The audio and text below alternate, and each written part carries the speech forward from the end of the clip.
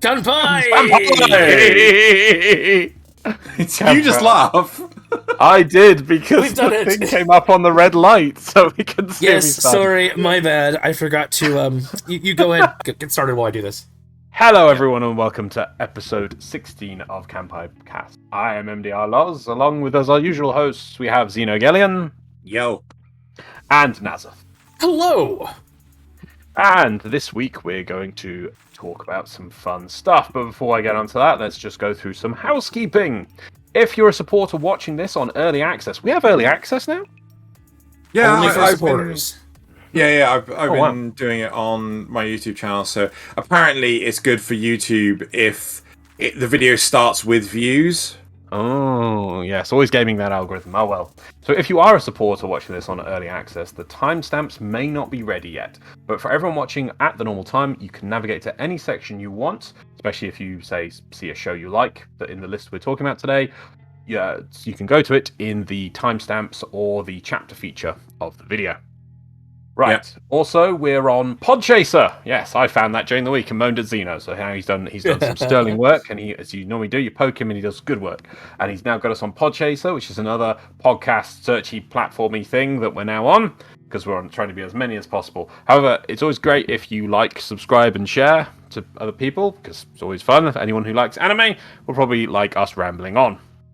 And if you don't see this week's episode on there, make sure to poke me on Discord or wherever, and I will fix that for you. I'll during the Christmas period, I'll try and find an automated way to deal with this. But the big, so just to give a little story, Loz is like, Xeno, why aren't we on Podchaser? I was like, what the hell's Podchaser? And it's always the case with podcast-based stuff. It's like, I've never heard of that thing. That's why we're not on it. Give me 5 minutes. Yes. We must be on them all. We must. Yep.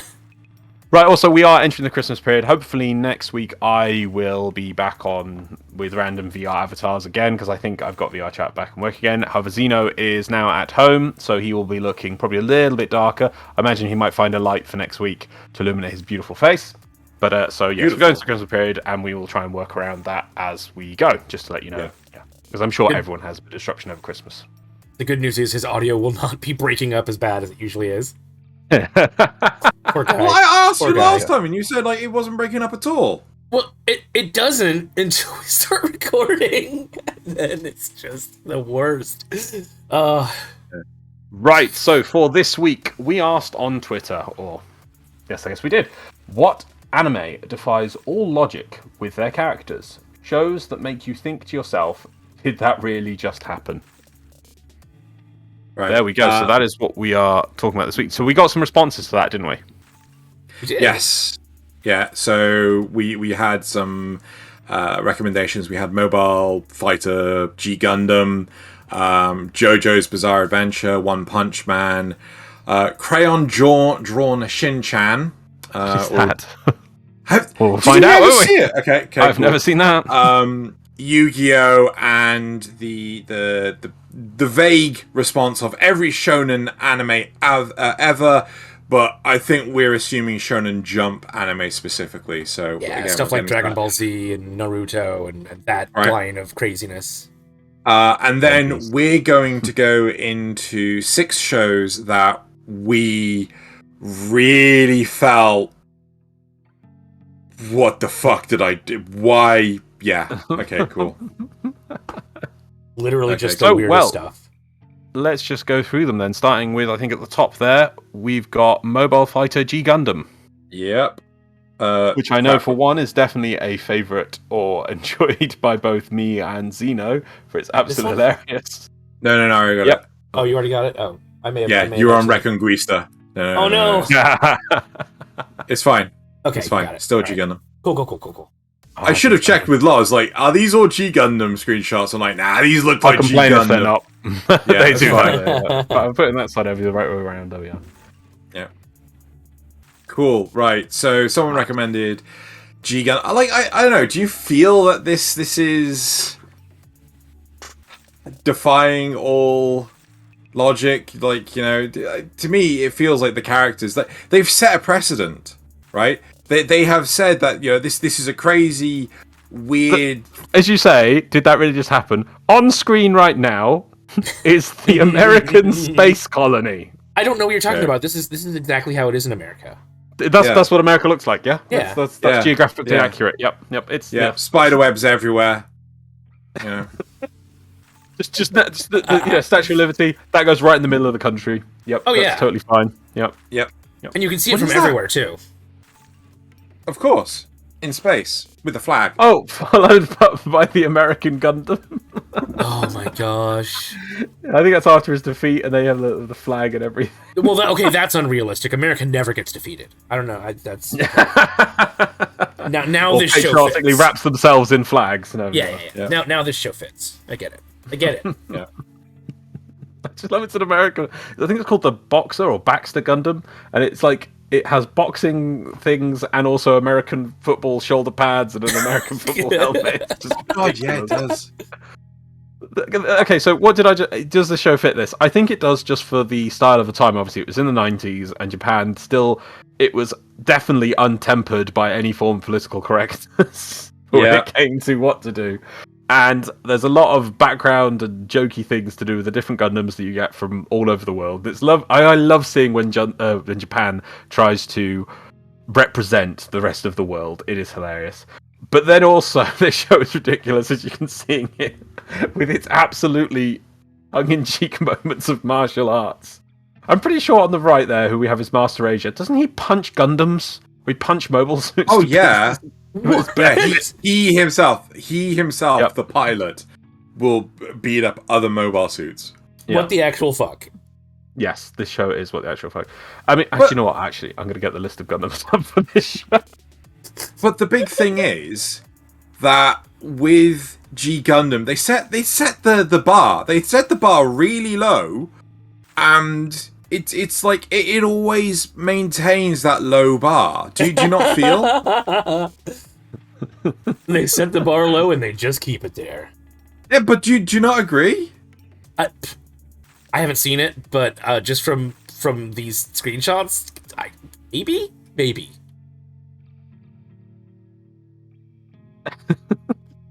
Yeah, it's kind of low. So I'm just going to read out Gundams. Names, a couple of them. No, and I want you to guess what country it's from. Okay. Yes, these Gundams all exist. Okay. Tequila Gundam. Mexico. Neo Mexico. Oh my god. Hold on. Are you really going to expect me to just put like a Neo or like... Everything has Neo. I didn't realise everything had Neo. Okay. The Tequila Gundam, which I mean, sadly we don't have pictures for all these Gundams coming up, but literally has a shoulder pad that looks like sort of like a cactus, and it's wearing a giant sombrero. Of course it is. I don't really get this one, but Lumber Gundam. Canada. Wow, really? Yep, that's it. Canada. Lumberjacks. Yeah, lumberjack. Okay, it's got like two axes that like ratchet into the arms, which look kind of cool. Yeah, sounds about right. Yeah. Okay. Pretty obvious this one. Does it look like it's wearing flannel? Is the question. It's got a red. It looks like it's wearing a red top. It doesn't have a flannel pattern, but you could assume that it would have had a flannel pattern. More of a Mountie than lumberjack. Yes, that's probably actually what they went for. Okay. Viking Gundam. Denmark. Oh god! And so, by the way, the website I will probably find a link to just this whole list if we want to do it. I'm Norway? on MAHQ. Denmark? If you ever want. It's Denmark, Norway. No, Norway. Okay. Norway. Yeah. I just want to point this out because how ridiculous this is. So it links images. It's a great website, MAHQ, for any show you want with mechs in. It gives a breakdown of it. But I love that on the Viking Gundam, you get alternative images, some of them, and there's normal version, equipped with boat and heat oars. What? It literally has shoulder pads that are like a longhouse shoulder pads, from a thing. Okay, Minaret Gundam. Oh. France? No, minarets. No. No idea. Turkey, I'll give you that one. Okay. Oh. See, my Turkish friend probably would have known that. Matador Gundam. Spain. Yeah. It's a giant bull's head. Oh, wait, it's not actually a matador. It's more like a minotaur. It's actually a bull. It's a giant bull's head. I'm going to check this one because I know wait. So it's not like the boar guy in Demon Slayer. It's just an entire bull's head as the body. The whole chest is a giant bull's head. All right. And the horns come out of the shoulders, and then there's a little Gundam head on top. It looks hilarious. Wasn't a very good match at all. Zebra Gundam. Africa and somewhere. It can't just be Africa. Yeah. No, it's Kenya. Kenya. And I'll do one more for how ridiculous it is. I swear it's... Hang on, let me just check it's on this list, because I know it's definitely... Okay, I know this is definitely... It may have been renamed for the American market, but I remember in Japan it was called the Scud Gundam. Scud Gundam? Yep. Middle East somewhere? Iran? Remember, this is early 90s, so... Iraq? I'm gonna say Afghanistan. It's Iraq. Iraq, Oh my god. Yep. Yeah. Neo-Iraq. Of course. Neo-Iraq. Oh my god. And I'll get you a picture later, Nasuth, of the American Gundam punching the Scud Gundam to pieces if you want. Dear America. So yeah, so I would say this show definitely fits for what the hell did I just watch? In this day and age, you're like, you could never make this now. It's like, you could never make this. Well, you say that, but Access powers Italia, so... Oh, I don't even know what the... What? I don't... Oh no! Oh no, yeah! Okay, yes, you've just reminded me of another reason why you're like, why the hell is the show? This show possesses a German ninja. Oh god, yeah! Alright. Yeah. No, I'm with you. Yeah. Yeah. And you're like, what? I mean, wait, that's technically kind of... Oh no, that's more of a Kung Fu master. In Kung Fury. Remember they had Adolf as a Kung Fu master. So, yeah. You know, it works. It's legit. It's... Clearly. Okay, I'm Schwarzbruder, the German ninja. Oh my goodness! His face mask. Oh, there we go. There's the best one. You got your Viking Gundam. Oh yes, there we got a Viking Gundam, a Zebra Gundam, and sneaking at the back, they're always hiding his the Netherlands Gundam. Holland. Yes, the Nether Gundam, which is just a giant windmill. Hey, actually no, somebody had pointed out that would actually make a really cool fan. Like a gun, it's just a fan that you could plug into the wall. Yeah. Just spinning. That would be brilliant. That's right. Brilliant. Oh dear. So yes, this show is definitely what the hell did I just watch? Sorry, his beautiful. Ninja mask is the German flag. Yeah. But it's his ninja mask. Yeah. Oh my gosh, I may have to go watch this. It's totally worth watching. Yes, totally worth watching. Alright. Not compared to some of our picks, but yeah, okay. Should we move on to the next one? Sure, yeah. Okay, so the next one that was recommended was JoJo's Bizarre Adventure. I mean, the name's right in the title. Bizarre, right? It is bizarre. I mean, it defines the tone with bro, do you even pose? I don't know if I could ever go with did that just really happen? Because I mean, how many times do they shout out Nani? Like, even they're like, did that really happen? No, I mean, there's just what, but even so, it's like you kind of expect it after a while. Yeah.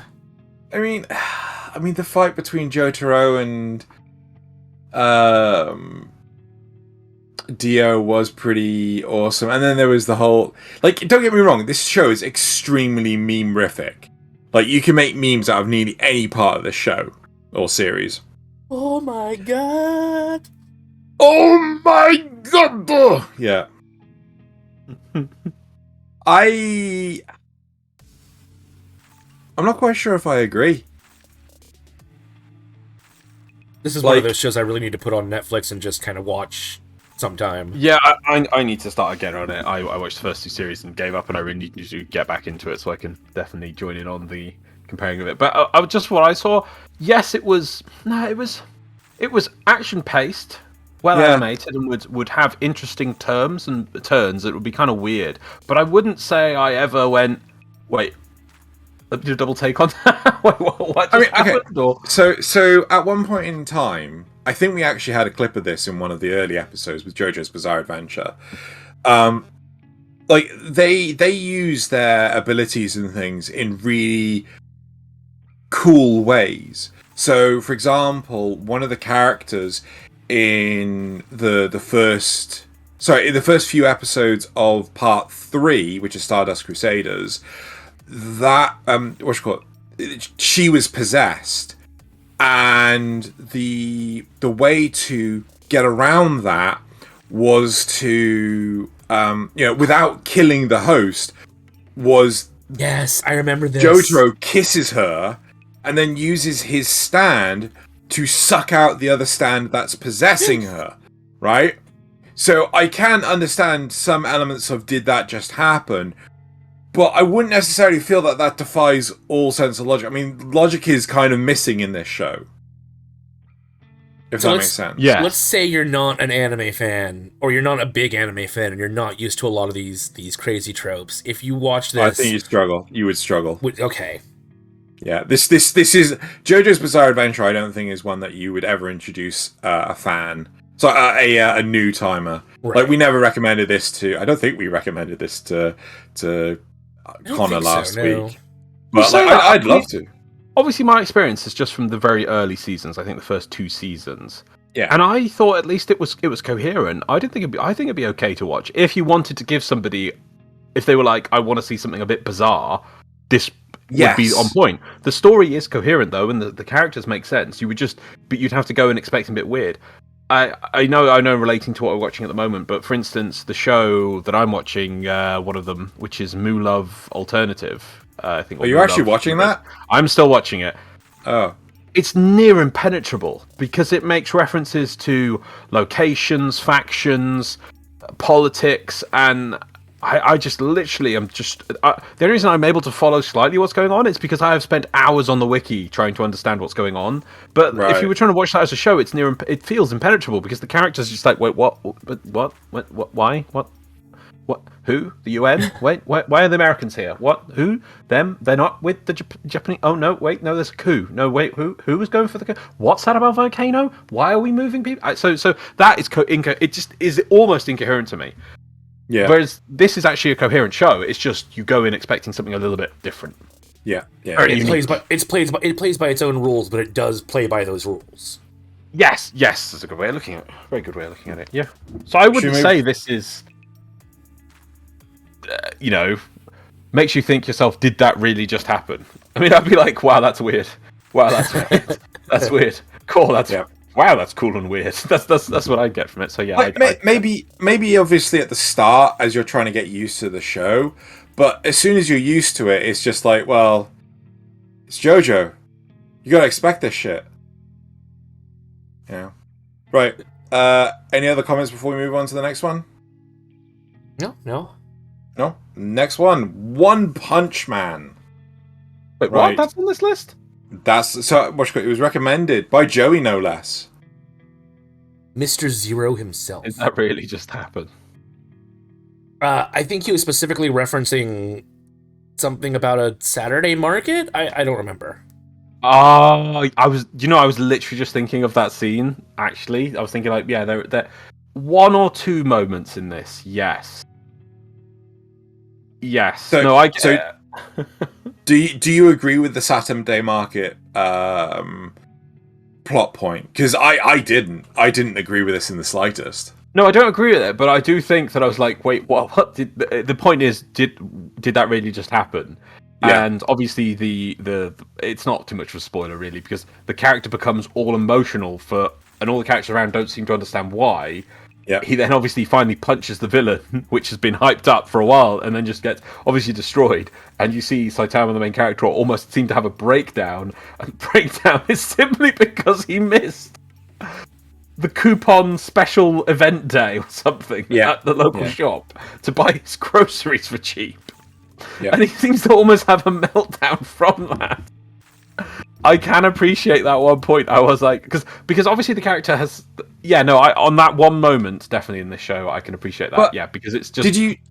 Did you not see that coming with the foreshadowing of talking about doing, like, so in the episode, right at the start of the same episode, they're talking about they're interrogating a gorilla, right? I think it's like armored gorilla, and they're like, let's go deal with this House of Evolution today because tomorrow we've got the sale going on, right? Could you not see the foreshadowing that he got the days wrong? I didn't really foresee the 7 days wrong, but it's not the, even so, even if I knew that was coming, it's not that, oh no, they made a mistake. It's his sheer falling apart over something so minor. You know, this guy literally has no worries in the world. And up to this point, you've never really seen him have a breakdown. If anything, you've really just seen him be despondent, or maybe enthused for a few seconds, and then despondent again because whatever he fights just dies in one punch. Okay. But you see him literally have almost a mental breakdown over such a mundane and pointless thing, and you're just like, wait, what? Why? It's obviously because that was actually important to him, and it's interesting to see. Okay, fine. Picking up what is actually important to the character for the first time. I think it's also like there are the odd moment in One Punch Man, but there's not necessarily like the whole of One Punch Man. No, definitely. It's interesting because I was literally thinking of that one moment, and then you mentioned that's what was it? Who did you say mentioned this? Joey. Yeah, that's the one moment that they pick as well. Yeah, I can't think that because. They go to a special room and everything to contain the fight, and this guy's supposed to be fighting against the ultimate evolution thing, and obviously he kills it in one punch, and that's like, okay. But then it's just the breakdown that he has over something so pathetic. Yeah, I can get behind that on that one point. Just that one point. I can't really think of anything else, though. Well, it's at least got a WTF moment. Yes. Yeah, I can only think of that one. Right. Okay. Should we move on to the next one? Sure. Yes. Yeah. I have no idea. Oh, this is one I've actually seen. Okay. Do you want to talk about it? Because I only saw it when it was running on Adult Swim or Toonami After Dark or whichever one it ran on. And it is. I didn't personally really enjoy it, but it does have a lot of just WTF in it. That's all it is. It's obviously a comedy. It's an ecchi. Well, a little bit of an ecchi, not a huge one. Mostly just Shin-chan gets kind of naked every now and then. It's very gross. It's very, Beavis and Butthead or South Park level of humor. That sort of end of the spectrum. No, it's not that far. It's more like, saying South Park is like implying a lot of vulgarity and things like that. That doesn't happen in Shin-chan. He's just like really sassy, really rude. Yeah. It's more like adult level entertainment. But because this kid is, I don't know what, he's in like kindergarten or third grade or something. He's in kindergarten and he's like a fucking pervert. Yeah. Right? And he's like, and like he comes on to pretty women all the time. Yeah. Right? He's definitely like an adult in a child's body. Very much so. But like at no point in time when it's I wouldn't say it's vulgar. Yeah, that's fair. But it is that sort of that level of this is not for children. This is definitely not for children. So Loz, we actually got this before the US did. It was aired on 4Kids. Really? Years before America did. America never even heard of it. Because the thing is, I have seen it, I think. Oh, sorry, I've seen of it, but I never watched it. I've seen it like on adverts and things. I was just like, "Whoa, what is that?" Does it look better animated? Because the stills look awful. Not really. No, I mean it's. I mean, yeah, it's obviously, but it's kind of just a weird art style more than anything else. It's like crayon drawn Shin-chan is the translated name. So the idea is that it's supposed to be juvenile in art form, and so the art style is animated. It's not much different. But the humor, personally, I find is actually quite on point. But yeah, okay, I could get behind, like, I could get behind the did that really just happen? Mm-hmm. But I mean, you get used to it after a while. He is established as a pervert. Yeah. Right. It's like he does come on to women. He's like things like so. It's. Yeah, he gives like his family members a lot of sass. His parents can't deal with the amount of crap he gets. I think he's got a grandfather as well who's just as perverted. But like the first time you see it, you're like, this can't be a real show. This isn't happening. And then it slowly dawns on you, yeah, no, this is what they intended. Yep. So okay, I'll give you this one. I think Loz is lost deep in thought. Yeah.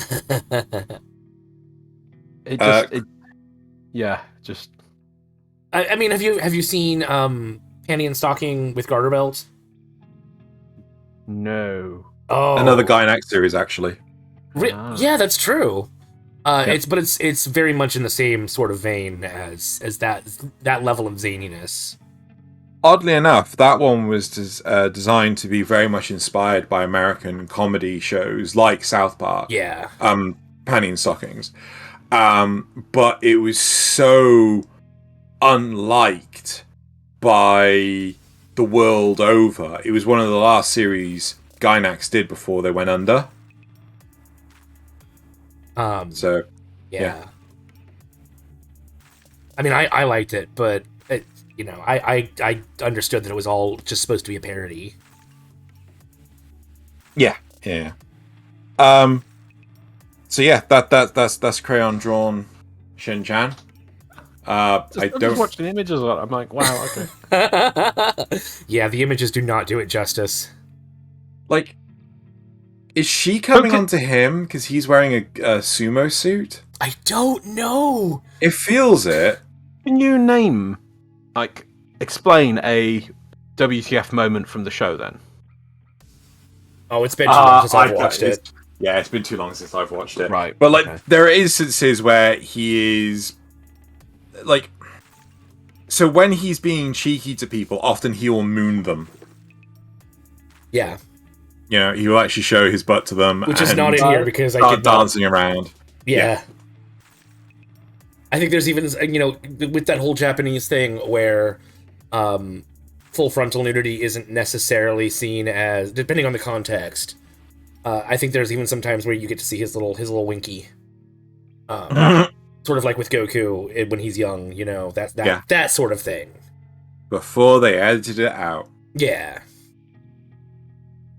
So yeah, it's that kind of cheekiness, that level of, Yeah.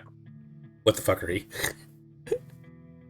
And he is a kid. He's like his 4-year-old kid. It's just what the hell. Anyway, so that's Crayon drawn Shin-chan.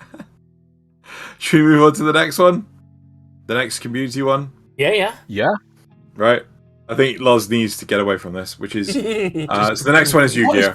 Yeah, sorry, that shot there with the don't go back. Obviously, there's a parents with like a face that just looked like an anteater, just like what? Yeah. That's just the art style. Imagine a kid drawing it and what they would come up with. Fair enough. Right. So the next one recommended was Yu-Gi-Oh! I've not watched nearly enough Yu-Gi-Oh! So, I think everything in Yu-Gi-Oh! From what I understand from the abridged series, which I mean, take that with a grain of salt because he kind of does his own thing with it. But everything seems to be what the fuck in this show. I mean, they settle things, big international problems, with children's card games. I mean, really? How much do you need beyond that? I mean, like the big thing that I know, which I think is just pure bullshit and cheating, is the fact that there's all these Millennium items, these Millennium artifacts, and the special power of Yugi's Millennium puzzle is not the fact that it has the soul of a pharaoh in it, it's the fact that it allows him the ability to draw whatever fucking card he wants. Yeah. Which is just like, so he's been cheating this entire time then? Yeah, they establish these rules and then he just throws them out. Oh. When did anyone say that was the power? I think it was right at the end. Because, really? yeah, I remember hearing about this in around, 2005, 2006. Because a friend of mine, they just revealed what the power was. And this is when Nasuth frantically looks this up. Continue. Well, I mean, I can't really say much more because I've barely watched the show at all. Well, I assume because the contains the souls of the Pharaoh, summons and controls humans and claims your gods. Grants the one who solves it intelligence and power of darkness. Don't see anything about that, but I would definitely say that. Obviously, it's a bit hard to say because I think the same with Nasuth. I did watch the show originally when it came out, and I did sit through all of it. But the fact that it is so parodied so well by Little Karibo in his abridged series, and he's able to make fun of all of it. Maybe I've just become a bit numb to the actual stupidity of it all. I see it more through that lens, so I don't. If I watch the original, but I love the original.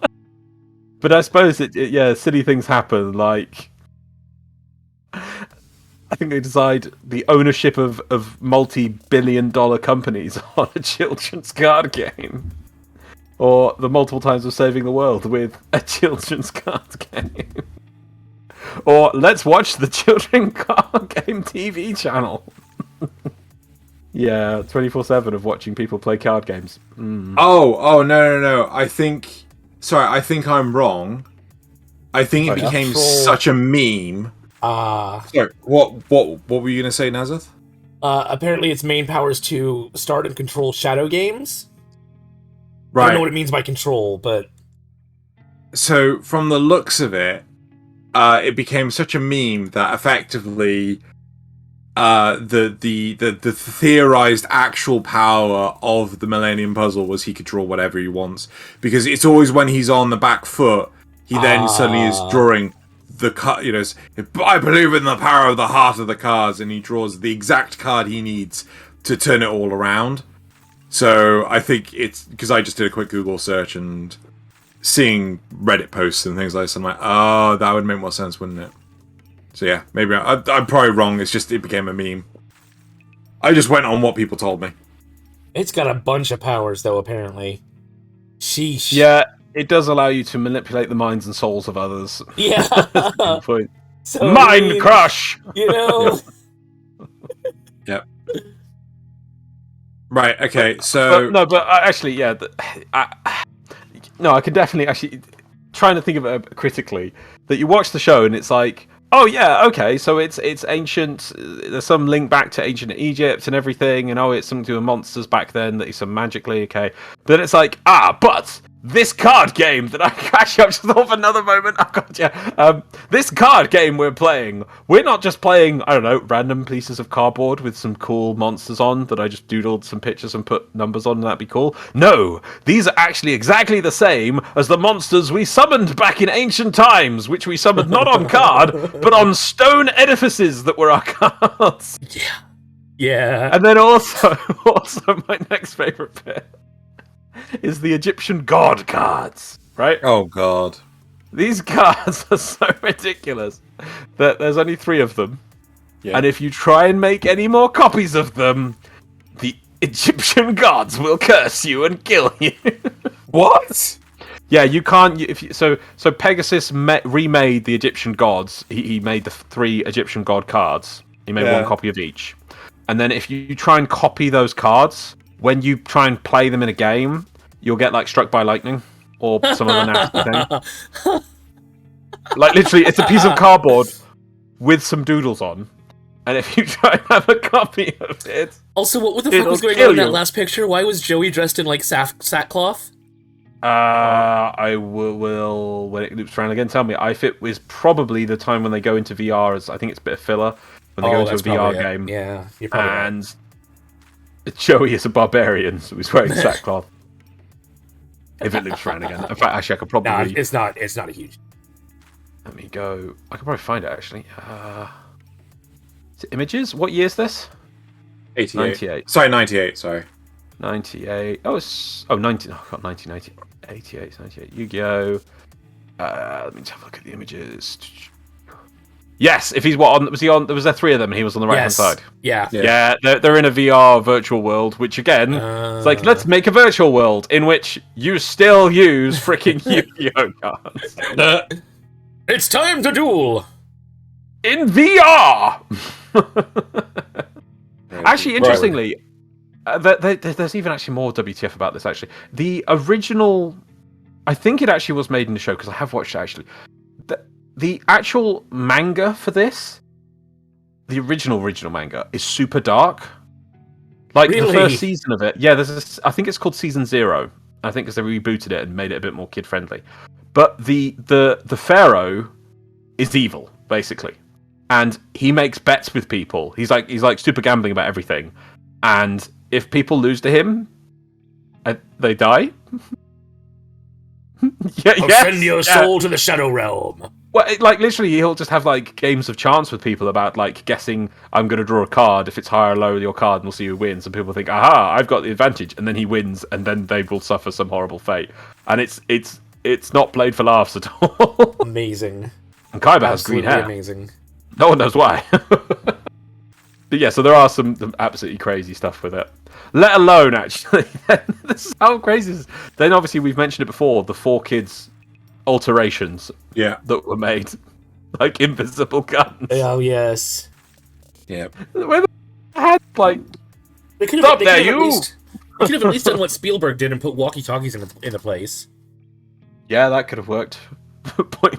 But when you're in the bottom of a dungeon and your prisoner's just escaped from your torture chamber looking room and you're like, stop! You're really gonna hold a walkie-talkie at them. Stop, or I'll call the police! But they kidnapped that child. The police, The bad police. Yeah. Right. Should we move on to the next one? Right. Sure.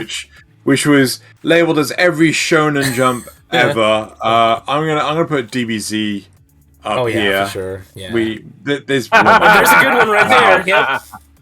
Right. So we have so in our pick there's DBZ, Naruto, and Demon Slayer and things.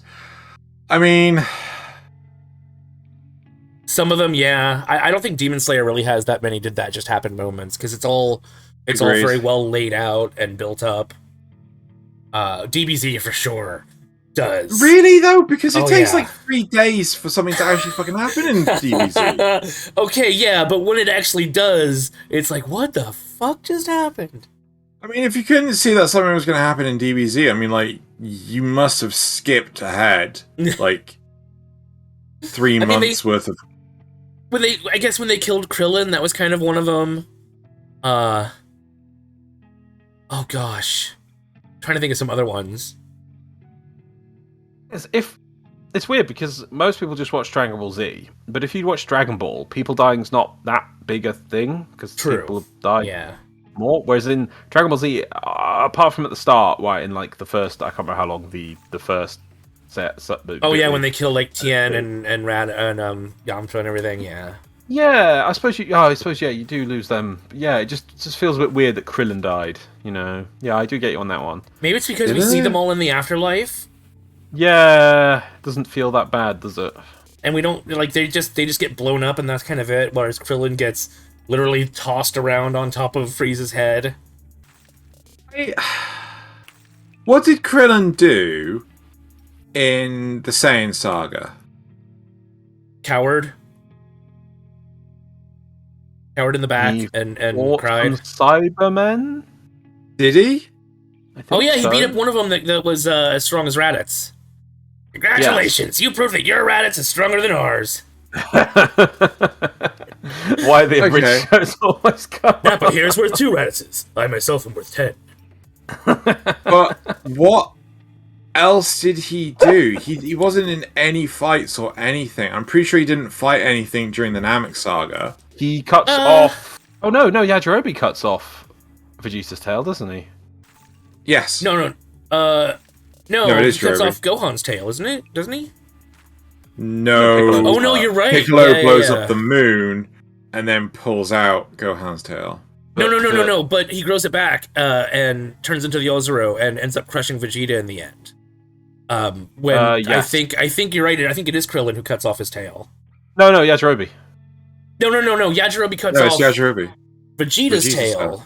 Yeah. But I think Krillin cuts off Gohan's tail after he regrows it and turns into the Yozuru again during the fight with Vegeta. Right, but it's not really that's not really a fighting thing that Krillin did, is it? No, he just did his Destructo Disc thing. Yeah. So to me, like Krillin dying, it just felt like okay. But the thing is, we can't. He was kind of. You always followed. That's the thing. Though he didn't die, you always kind of. He still had a pretty major part in the Namek saga. Yeah, he was the mainstay kind of point man you were following a lot of the time. I think part of the problem is that I ended up blanking out so much because like, it's just so slow. It took forever to do anything.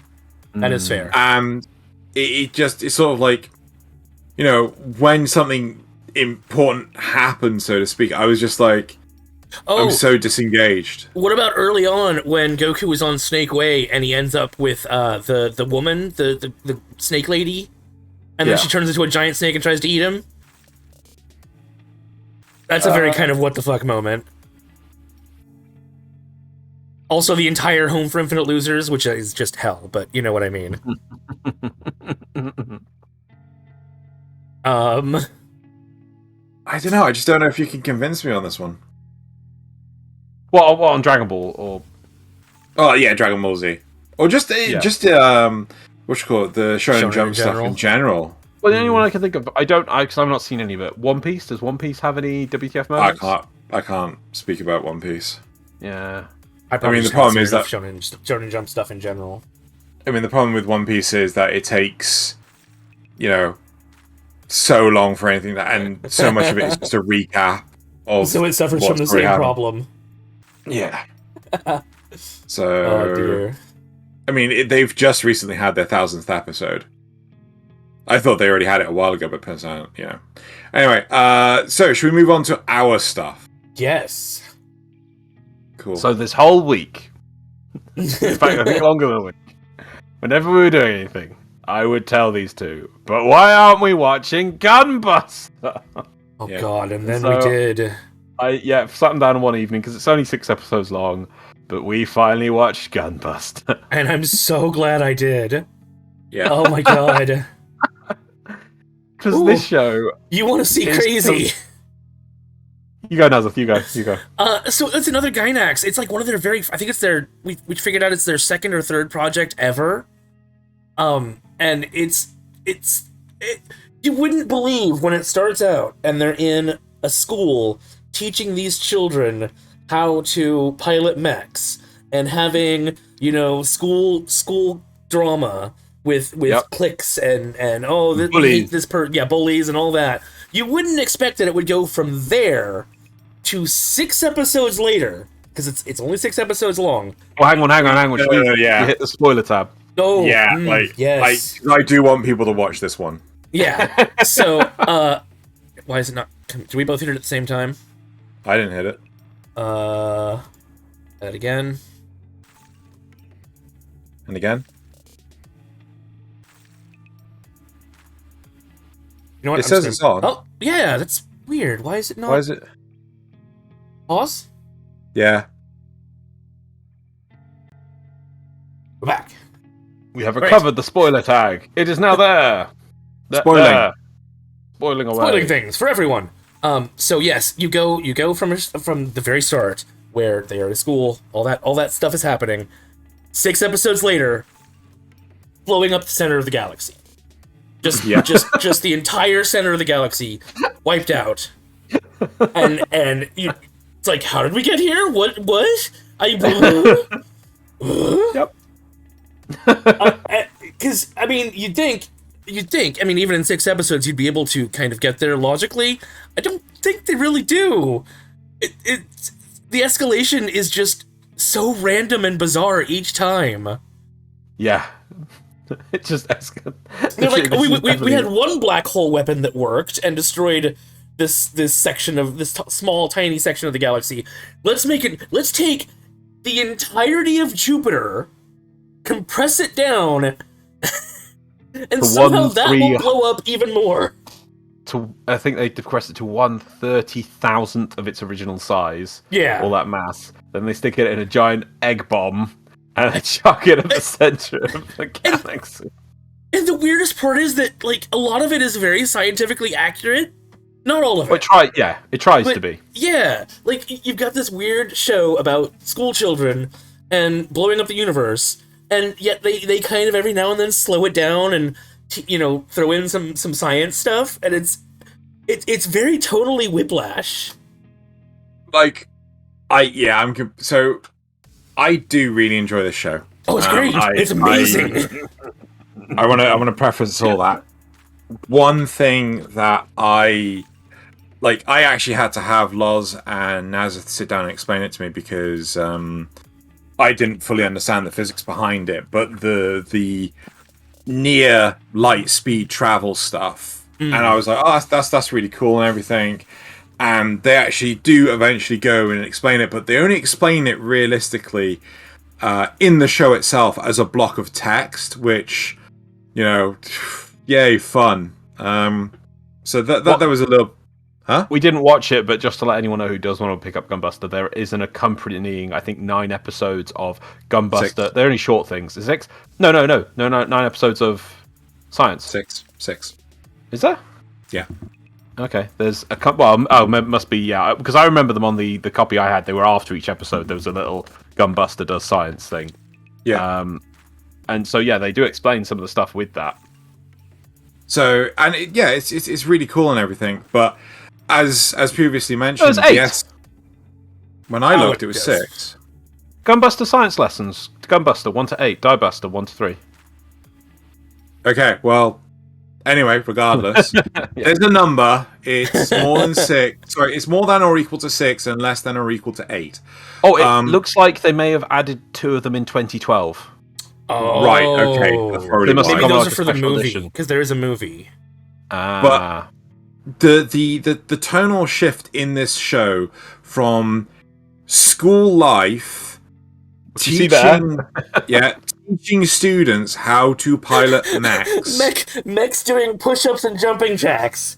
I mean... Which makes no sense whatsoever to going into space and destroying half the galaxy. Is like... I don't want to give too much away because I do want people to go and watch this, but Whiplash is the best way to describe it. So... Go watch this, but expect it to go what the fuck at a moment's notice. Like breakneck speeds. You are really testing whether or not, how fast this journey of an anime can actually go. It goes from 0 to what the fuck at near the light speed of light, you would say? Yeah, pretty much. It does. But, there's moments where you've got characters that absolutely despise each other, and they're just having a bath together. It's just like, wait, what? One scene they'll be like, we're going to have a fight in these mechs in space, and we're going to be like fighting, almost like this is super important, and we do this fighting. And then they get, oh, you naughty people, told off. Very next scene, these people that were at each other's throat will be like, let's just have a bath together. in a room that has a giant glass cannon. I don't want, like, that... Let them have the enjoyment of experiencing that. We have taken spoilers off now. So yeah. No, but definitely now this was passed on to me from a friend. I have no source for this, and I do not have any evidence for it. But my understanding from a friend who does love these kind of shows a lot, who explained it to me, that when they started this, they did not know what they were making. It shows. They had not pinned down what the show was going to be. They knew there was going to be roughly 6 episodes, and they had some money and stuff, whatever, and they knew they wanted some stuff with this, that, or the other. But they did not have a complete script or a complete plan. And we've looked at the release, and it was released. It seems to be made and then released in sections of 2. So the first 2 episodes, then a break, then the next 2 episodes, then a break, the next 2 episodes. And it really, if you look at it, those are where the massive Whiplash points are, because. Like, it's like they do the first 2 episodes and like, well, obviously it's not spoilers to start on this where we start. So we're starting with like, we're training these girls that they're all working to learn how to pilot these mechs and be the best mech pilots they can as they enjoy their school life and get along with others and things. And then that's the first. And then after each, that's the first section basically. And then after each one, it just seems to be like, oh, well, we better escalate to this now. Second section. Oh. We're going to have to resolve this now. Yeah. How are we going to do that? Third section, we're going to resolve that. And there's just like dropped plot threads everywhere. It's so weird. I kept calling it the Proto-Ava. I kept telling our main characters, "Shut up, Shinji." You know. Yes. Yeah. But at least she got in the giant robot. That's true. She did. She got in the giant robot. Nobody had to force her not to get it. Yeah, she's got in the giant robot. And the arrival of said giant robot is impressive. You have to admit. Let's not give that away. It is amazing. It is good. Anyway, should we move on to the next one? Yeah. Oh, okay. Now I only know this one through infamy. I know has been brought up many times, but I know Nasuth has gone and endured the whole thing for us. So next we'll make him watch the Netflix adaptation. I'd like to start with this because my knowledge of Death Note only goes so far before I lost the will to live. Okay. I was actually going to suffer this myself because I don't remember us agreeing to what we were going to talk about, and I thought, you know what, Loz is deciding to watch Gundam Reconguista, and Nasuth, I think you would agree to watch something else. I can't remember. You know what, I'm going to put my my hatred aside, and I'm gonna fucking watch all of Death Note. Luckily, Nasuth went and watched all of Death Note, and I didn't have to. So, you know. Oh my god, I mean, I love terrible things in a certain to some degree. So, yeah, once I started, I couldn't stop. So early on in the series, so I also read the manga, and I got up to the same point when I just like, nope, can't fucking do this. The premise is really interesting, where effectively this one character can kill literally anything from writing their name, so someone's name, in this notebook. It's right? not just their name. He has to be able to visualize their face so you don't accidentally kill somebody else.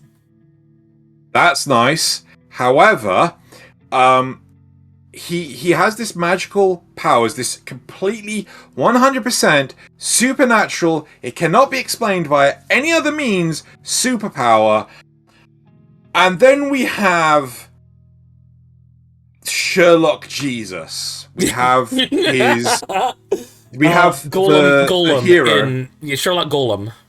Sure, we have L, the hero to our anti-hero's story. Mm-hmm. And somehow L is just randomly deducing the dumbest possible shit.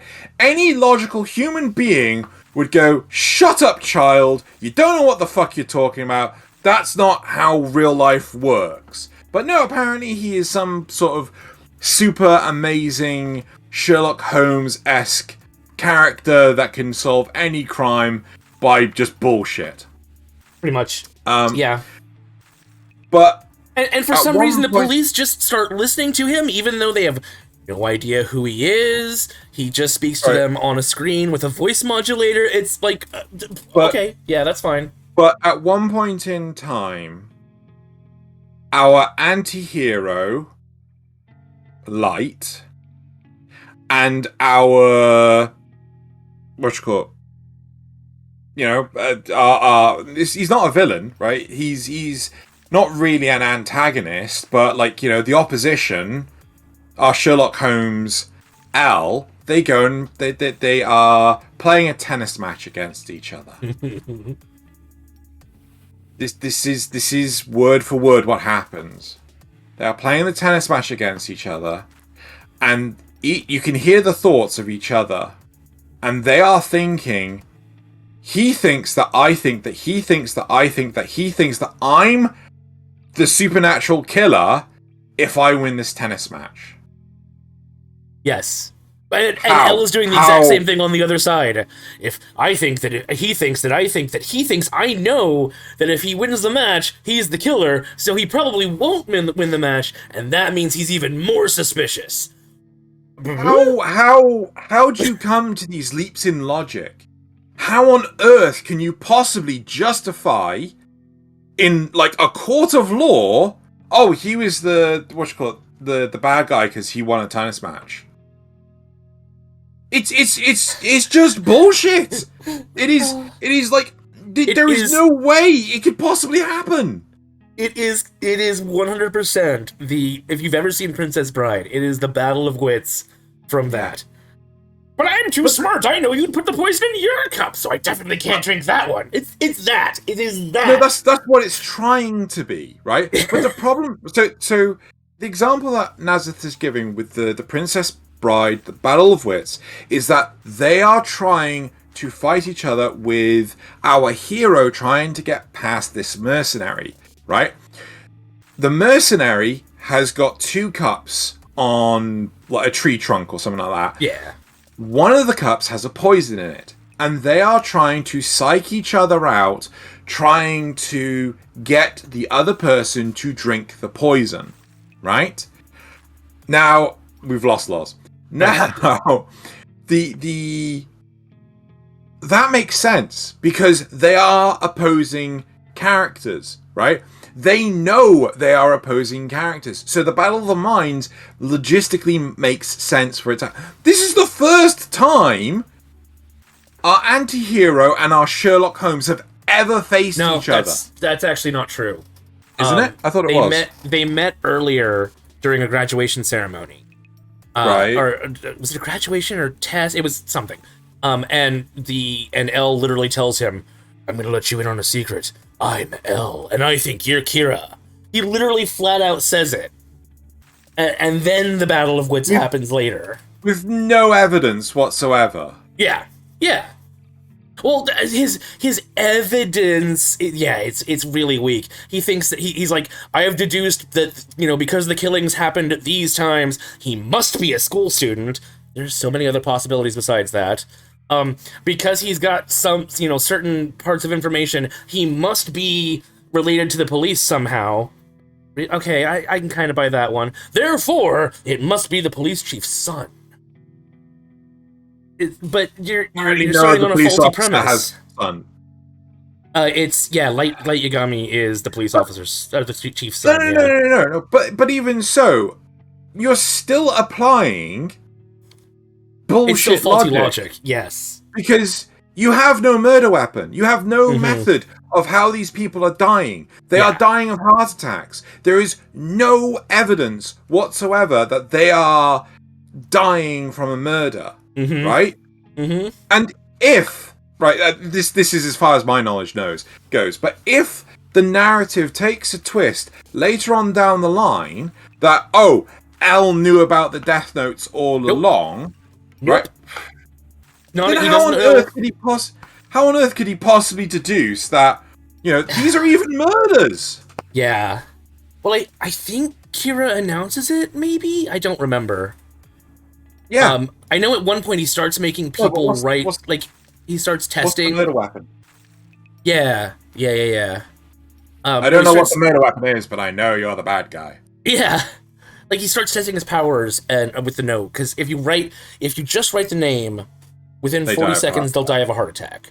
But within those 40 seconds, if you write other conditions, then they'll come true unless they're completely impossible. Example? So he makes one guy write a note before dying that was just kind of nonsense, and then he tries to make another person write, "I know L is the killer." But for some reason, they don't. And the excuse is that they can't write something they don't know. But then why did the other guy write just a bunch of nonsense? Because he doesn't know, So he... Oh, God, this one. I may want to put spoilers on. I don't know. Do we care? Do we care too much? Yeah. Let's put spoilers on. Yeah. So, in his effort to throw off an FBI agent who is tracking him, he... gets on a bus with a girl, and he wrote out ahead of time that a guy would hijack the bus and then see an apparition and then run out of the bus and get hit by a car eventually. And the only reason he sees so it happens, but the only reason he sees the apparition, which is the Shinigami, is because Light lets him touch a scrap of paper that was torn out of the Death Note. That's the only way you can see a Shinigami, is to touch the Death Note. So that wouldn't have happened. That wouldn't have happened unless Light gave him the note to touch. So technically what he wrote down was impossible, and by the rules established earlier, that shouldn't happen. I swear, I think I've seen the first episode of Death Note where he gets it and he tries it out and he's like, "Wow, I can kill these people." He kills like a murderer or something. There's a news article about nerves which I tried. Right. And I do remember, maybe I've seen 2 episodes. I remember he also stores it in a drawer with a secret thing where you have to put a pen to, otherwise it'll That's get like electrified and yeah. So it's just you get out, right? But then surely he could just be like, right, now I've got my book I can kill anyone with. I will now just continue my normal life, not tell anyone about this book because that would be stupid, and then no one will ever know it's me. That is what he does, and it would work that way, except that L, for some bullshit reason, suspects him. That's the problem. That is the start of the problem.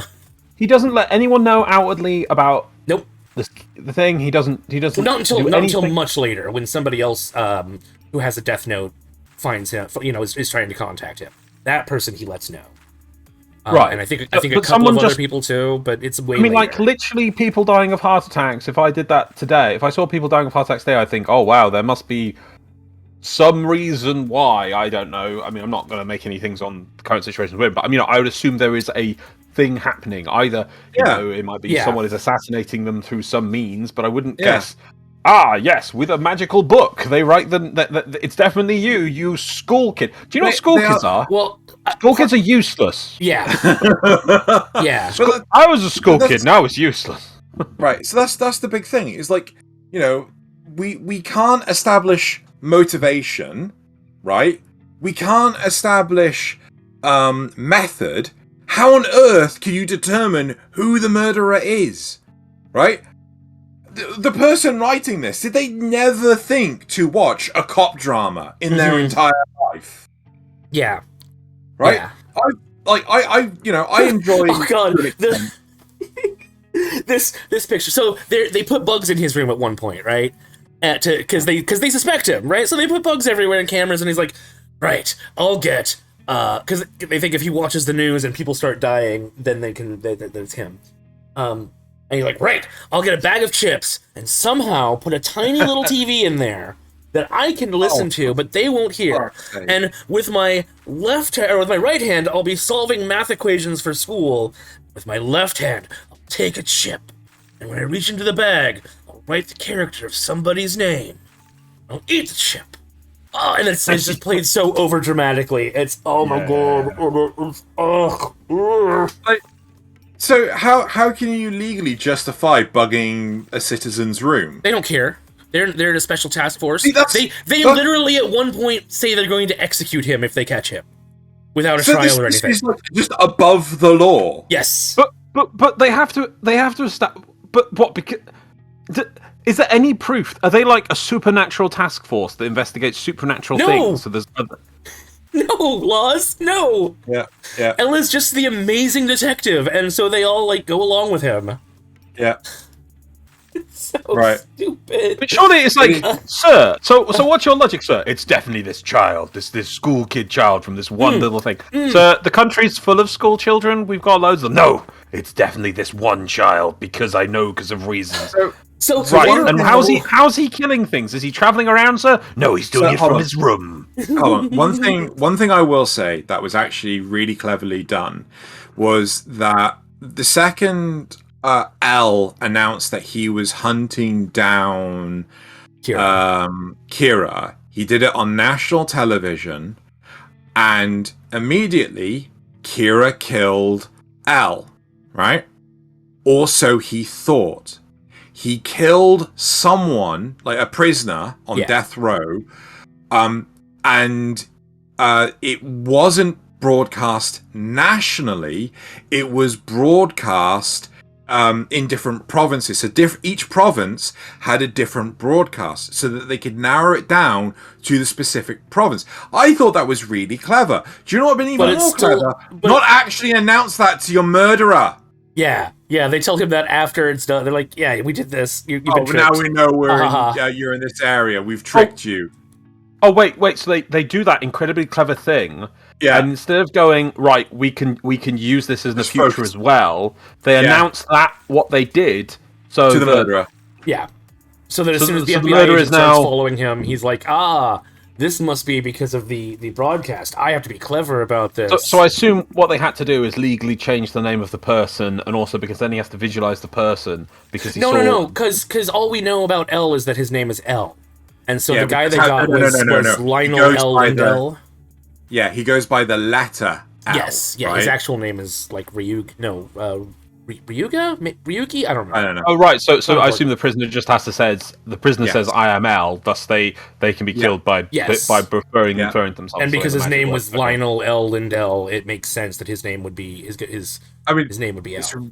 It's a really good thing that he decided to actually, have his name on the actual fucking screen, and that was like, great chance of giving the murderer everything he needs. What he needs. Yeah.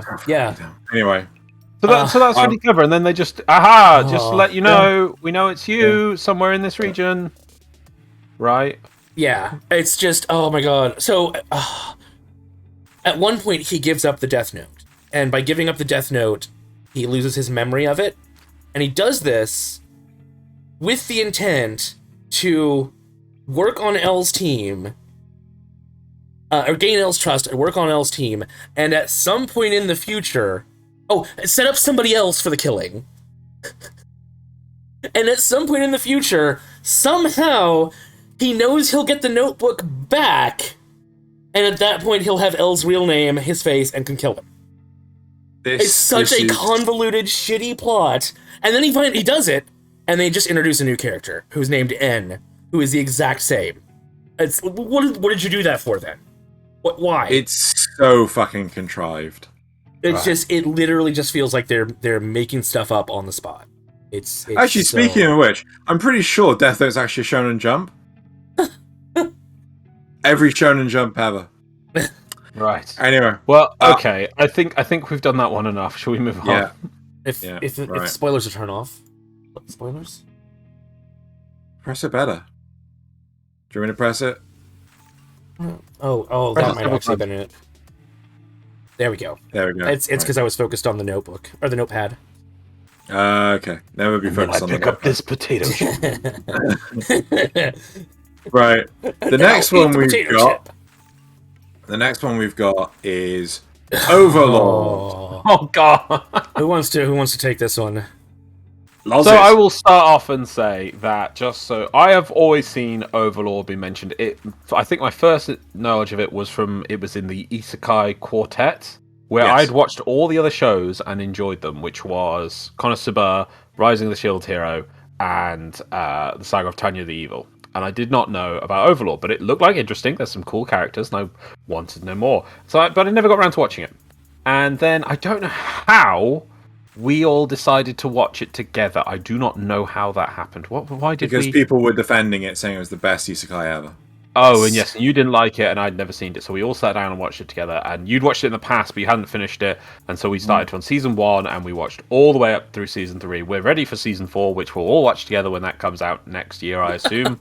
And because we love pain. Yeah, so I do consider that. I would definitely consider this. What did I just watch? Because I literally, these two have had to endure it. Would come away from some episodes screaming at the screen, not understanding what the hell has happened to the character, what the motivation, or understanding what the character is intending to do with anything. This is on an episode-to-episode basis. The motivation of characters in X point at X time. One thing I like to do with shows, and I can actually remember the first time I ever thought of this, bit of a side thing, when I was watching The Last Jedi, right? It's a bit of not a very controversial film, but there's a moment in the film when the whole premise of the film is that you've got this chase going on, but these characters go to a different planet, and their goal is they've got to find someone to bring them back to the ship. But then when they're on the planet, master code cracker, code breaker, or whatever, it's not important. But anyway, their goal is they have to bring someone back to the planet. They even at some points while they're down this planet say, "Oh, they look at a clock, only got a few hours left. We need to get back to help the fleet." And then randomly, the characters decide to free some animals and say, "Oh, yeah, it's good we free some animals." And in that moment, that's when the film broke for me. Because I always think about it.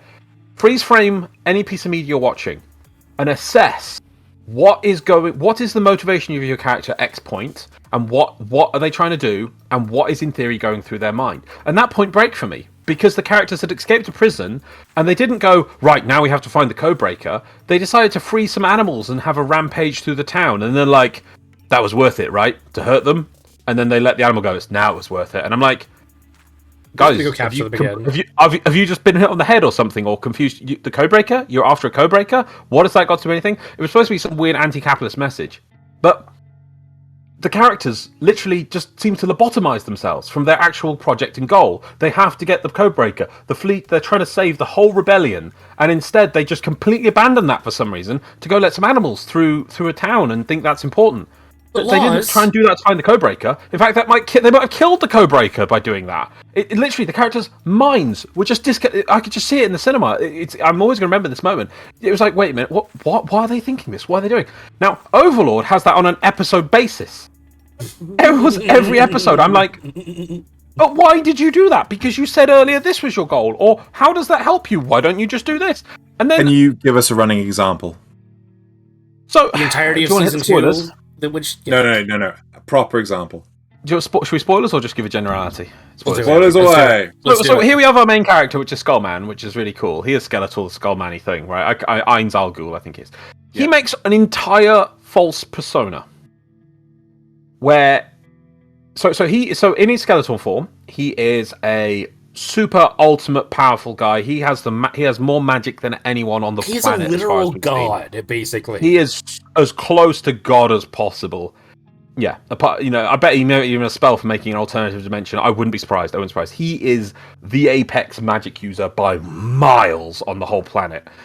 Everyone is in awe of him by not just like, oh wow, you're the next tier up. He's like 5 tiers above everyone else in magic skill. Yep. Everyone on the planet. And they're like, people are like, wow, a 3rd tier spell, that's really cool. Or a 4th tier spell, that's legendary. Or 5th tier, I didn't even know there was a 5th tier. He casts beyond 10th level spells. Yep. It's ridiculous, right? But then, so instead of just, right, and he says he's got some, it's rough in the first episodes. He's like, I wanna find out what's up in this world. I want to find if there's other people. It's like an established goal. This quickly falls into mud as a goal, because then he makes a side version of himself, which is it's pretending to be a human, and it's like a knight, an absolutely super powerful knight.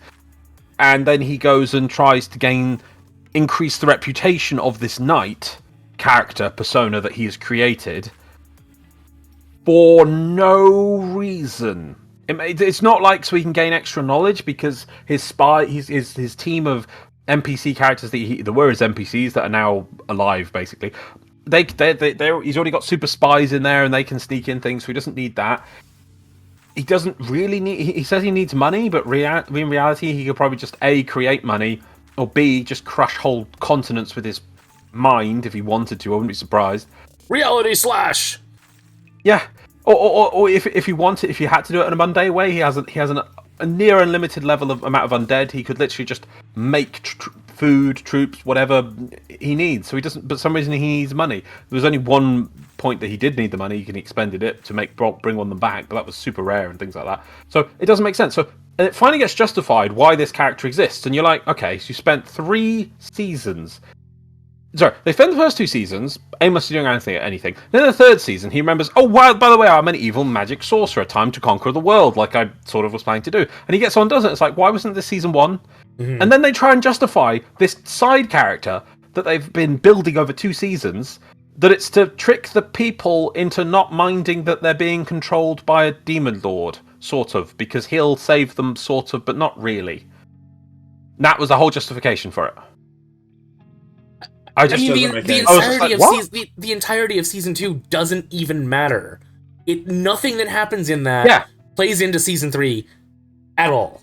So in season 2, they take there's 3 main kingdoms surrounding where their base is, right, basically. And for one kingdom where we spend most of our time, in season 2 they take over the entire main underworld of criminality, and they say from that we now control a third of this empire. That just doesn't come up in season 3, and in season 3 we just attack them outright with these giant mouth chompy stompy things, and they're just you just can't win against them. They don't even scratch them. So it's like, why did we need to waste a season controlling the underworld and the criminality when, hey, I summoned 5 big chompy stompy tentacle whippy things of death. My good. Oh well, off they go. We had to have season 2 because Sebas needed a girlfriend, right? That's but then what she happened. doesn't come back in season 3 at all. I know. Neither does Sebas. He gets like 2 lines. Here's Sebas, for everyone who wants to know, who had a different voice actor in season 1 and season 2. We were watching the English dub of it, and oh god, and then there's other bits that I'm just like, well, what happened with that? Where one of the main things is now the main character is in this world. It was a video game he was in, but now he's in this alternative fantasy world. And this is never explained. We've gone through a dub and a sub of it to try and see if there's examples explaining it. For some reason, the character, whenever he gets emotional, his green burst effect happens. You hear this magic effect, and he calms down. He becomes very neutral, almost like his emotions are being capped by some sort of technology, almost that just seems to detect his. Even though he doesn't have a brain because he's a skeleton, detects the increase in thing and then mutes him back to almost apathy when it comes to emotion stuff. But then in other points, he's able to go into the complete screaming rant before it activates. Right, so just to really hammer this in, we have really double checked. It is not explained, right? People have assumed that it's a leftover from the previous game, which again wouldn't make sense because the game can't alter the mind of the player. Again, it's like, it could be the fact that he is a skeleton. Skeletons are immune to emotional affecting things. Again, none of it is explained. We have honestly checked this. If someone knows where the answer to this is and they're willing to refute us on this, please leave a comment below and actually say, if you look here, you'll have the answer. Because there's stuff in the wiki that is not in the show in the slightest. Things like so that happens in most shows with manga, you know. But yeah, so I mean, if it's a case of that, I'm willing to accept it. But you know, it's I'm willing to accept if it is something that's in the manga that's not explained in the show, but it doesn't improve the show because we have to base the show on what the show shows us. And if it doesn't explain or show in the show, it doesn't. So you have to be fair, because that's one piece of media. And obviously we're now expanding it to go in other things. It's like you can't say. It'd say like a Star Wars, for example, Star Wars film. It's like, wait, where did that character from explained? Oh, well, in the additional source material, you get the backstory of Darth. Expanded universe. Yeah, you can't. But you just brought this character out of nowhere in the film. You need to show it to me. It's like, yeah. So I will accept it as an answer because I understand that they can't show everything, but it doesn't improve the show because the show does not address it very well. Yeah. And so there we go. I've done some examples. Do you two want to have a go? Oh. I don't want to. Okay, so I actually want to sing some praises to the show because I don't want to be. I will tempted to rewatch the show in Japanese. I will be watching season 4. There are a few elements I do like about the show, but maybe it's people's expectations telling me this was which me and Xeno have proven that actually you should never almost don't talk to people about expectations. Just watch a show and then talk about it afterwards. So, have you seen the thing? Nope. Right, I'm going to shut up now. Yeah, that's what we now run because we realise we can affect each other, even on episodes of shows we both like, you know, so... Yeah. So, yeah, maybe that's one thing of it, but So, giving credit where credit's... Listen, man! Yeah. Alright, so giving credit where credit's due, the world is very well put together. There's been a lot of thought put into this. We've only seen 2 of the countries. We haven't seen the third one. No, we have. Who's the leader of the third one? I don't know if we know their leader, but it's at the start of season 2. You remember... Was that the third one? Yeah, they're the south. Oh, okay, fair enough then. Right, okay. Fair enough. But they're still a bit more aloof and mysterious, yeah. Well, we've only had one scene with them so far, so... We also have they attacked the town in season 1. Oh, they're the ones that had the angels? Oh, yeah. Okay, alright. I thought that was the other... Okay, fine, never mind. I'm pretty sure it's a false flag from the Western Kingdom, the one we spend most time comes in to kill the bandits, and then the Southern Kingdom wants to kill off them. Oh, yes, they do say that, stabilize the king, so that then they have a fight with the people to the east. Right, so the world setting is really well put together. The laws and restrictions are, again, very well established. Except for Ainz can do whatever the fuck he wants. He is, as we have said, effectively a neutral god, and he can do anything. the methodology behind testing stuff out, I think, is really well done as well. The actions and motivations is often where the show falls flat. The art style and the animation is really well done. Oh yeah. Except for the Overlord himself, who is just lazy. The action is devoid. Like, often you're like, there was in season 2, there's this one scene where, I should get a cup instead of drinking with this bottle. Sorry, keep going. I should get a drink. But anyway, so there's one scene that is actually absent from the second season, where effectively a character goes up to post a quest. What's it called? The receptionist goes, "Oh, I need to go and do some investigation." So the character goes to sit down. She falls asleep waiting, and then all of a sudden she's being shaken violently by the receptionist to get all the information she can glean about the How do you quest and know? everything. Yeah. How do you know about this one top tier, like literally the toppest tier of adventurers? Like, how do you know them? And then instead of actually having that conversation, it skips that entire scene, and she's on her way home when she meets up with some goblin servants, and then gives the goblin servants some equipment. And it's just like, that scene would have been really interesting to see. Why didn't we get to see that scene? Yeah, it would have been. I always felt that we were supposed to see it after the fact, which would have been fine. But we never did. We never did. Yeah. You can guess what happened, but that's not really good enough. We don't know for sure. The weakest part of this show is the motivation of any one character. And there's lots of nice characters, except with lots of maybe potential. Alberta. Because she's only got one motivation, and that is to hump Ainz Al Ghul. That's you're not wrong there. Even that showed some interesting points.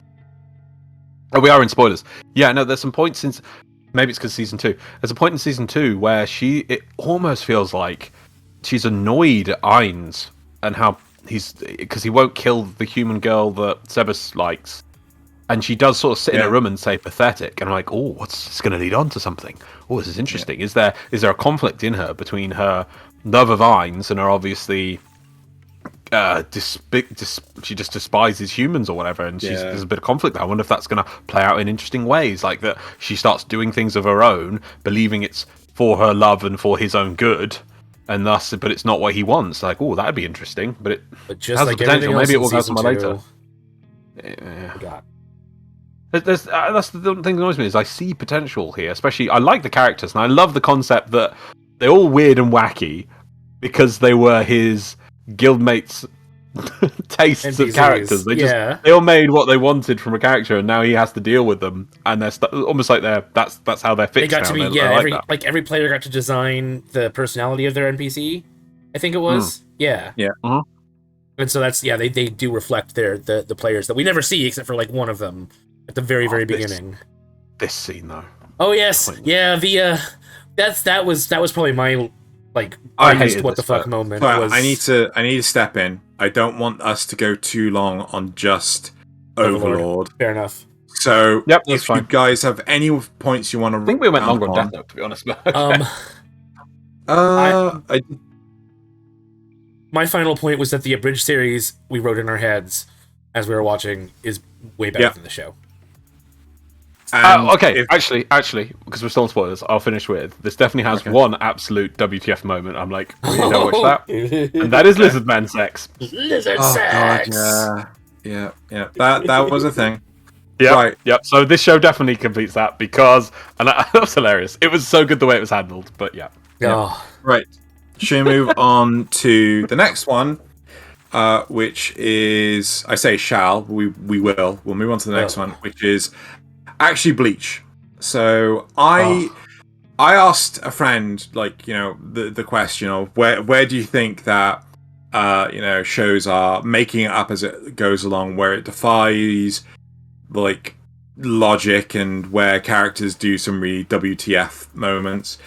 And my friend actually turned around and basically said fillers in general, and that instantly reminded me of the Bount saga in Bleach. Now, I will have to defer to Loz to see how much he remembers. We're talking about a show that was how many years ago? Oh, 2004. I think I started watching it and gave up. So I don't. Yeah, so I think the Bount saga was like 2005, 2006-ish. I really don't remember. Because this was back in the era where Shonen Jump shows would not take breaks. They would rather have filler and keep the show going, keeping it mainstream, keeping it popular, than, letting it take a break and let the manga catch up. Let the manga catch up, and then everyone forget about it. Things like, we were talking about it last week. I couldn't get back into Food Wars because, it'd been such a long break between season 1 and 2. Loz, you have an expression on your face which I'm not quite sure is I'm confusion. trying to remember the powers of the Bount. I don't know, and I don't particularly care. The biggest problem for me with the Bount saga is that the villains, they are trying to get into soul society, where all souls, that die, they end up going. Do they all go there? No. Certain ones go to like a hell-like environment. I remember, but a lot of them go to Soul Society. Yeah, I can never say it. Huincommando. I don't know.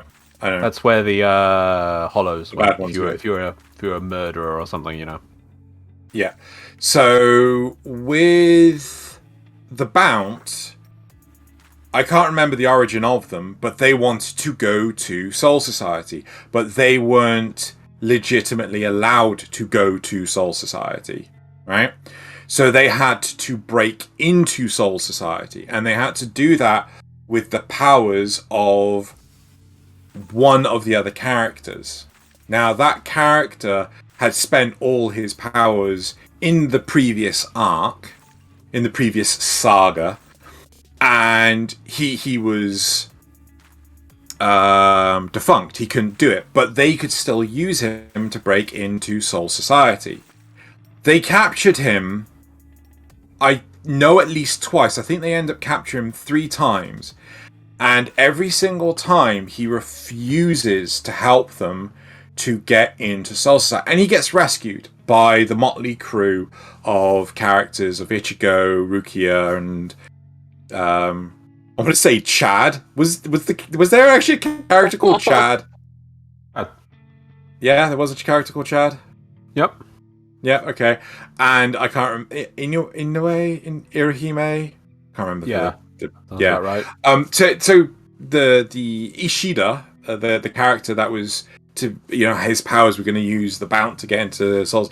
Like he got rescued each and every single time, and then when they needed the plot to move along, he decides, you know what, maybe I will help them. He leaves the motley crew, goes to the bad guys, and opens up Soul Society, like a gate into Soul Society. That is literally where I just gave up the will to live. I just could not watch any more of this shit. I don't know what happens afterwards, because it was like, hold on, you resisted 3 other times. Why have you now decided that you're going to finally do this? It's almost like we'll check with him. We were able to finish off this arc yet? No, it needs to hang out a bit longer. Okay, we'll come back in a few episodes. We'll go do some other stuff a few episodes later. Okay, is it time to move on to the final arc of this final part of the season yet? No, we need to drag it out a bit longer. Okay, no worries. We'll come find you in a few more episodes. And the third time, is it time to? Yeah, okay. I'll open up. Yeah, we'll go do the final bit now. Okay, cool. We're ready to get on with the next season proper. And it just like filler series, filler seasons, they do just feel exactly like that. It feels like you're sort of like circling the terminal, at an airport. You're like, you haven't begin clearance to pull up yet, so you're just circling around, like waiting. A holding pattern is the term. Well, I mean, that's while you're up in the air. Sure, a holding pattern. You're constantly, you're not making the full journey. You're just in a holding pattern around the airport before you actually land, right? And you're just like, can we land yet? No. Okay. I'm just constantly going around saying, can we land yet? No. I was like, okay, constantly. Instead of actually doing a big arc, instead of actually doing something of any substantial worth, right? Well, the big problem with all these filler arcs back then is they had to, because there's the main stuff, they'd have to return the characters back to their same starting positions at the end of whatever they do. So they can't progress. Yeah. So they can't, in a lot of ways they can't progress. They at least tried a bit with, they did give the Bound arc, did have a few bits of legacy, like with a few little funny side characters, but also later on for Ichigo, they have moments where and this is in the manga, he has to go back to some of the hardest fights in his mind, and they do bring back the main bad guy as a character for him to interact with, because obviously he had some dialogue with him during the Bounce saga, so at least committed to the importance of the arc. But during the arc, it does feel that like you're just treading water, because the characters aren't really able to, especially a show like Bleach, which is all like, it's a very Dragon Ball Z thing where characters have to normally get stronger or gain a new skill or new type of ability to overcome the new enemy. But at the end of the season, we are going to resort them back to this point before, and they have to lose that power or whatever, so that when the new bad guy in the manga comes along, what about that power you had before? Oh, we forgot about that. That's part of the problem with it. But the reason why with the Bounce saga was so boring, I don't know why this is, I was being negative about it, was that it spent so long sort of hiding the background of the Bounce. The Bound people, which if I just had a quick glance through it just to remind myself, so they were an accident made by Soul Society that they were made from the souls of Shinigami to try and make an immortal soul or something, and one of their devices exploded in the Soul Society, which led to those souls falling into the normal world and then being born as humans. But they are technically immortal because they can absorb other souls to keep themselves going.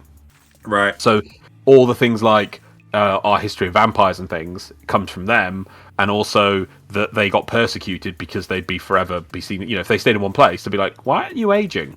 That seems rather strange, and so they get persecuted for it. So they felt they were rather alienated out in the real world, and they tried to get in Soul Society because they were like, "Hey, we can't exist in this world."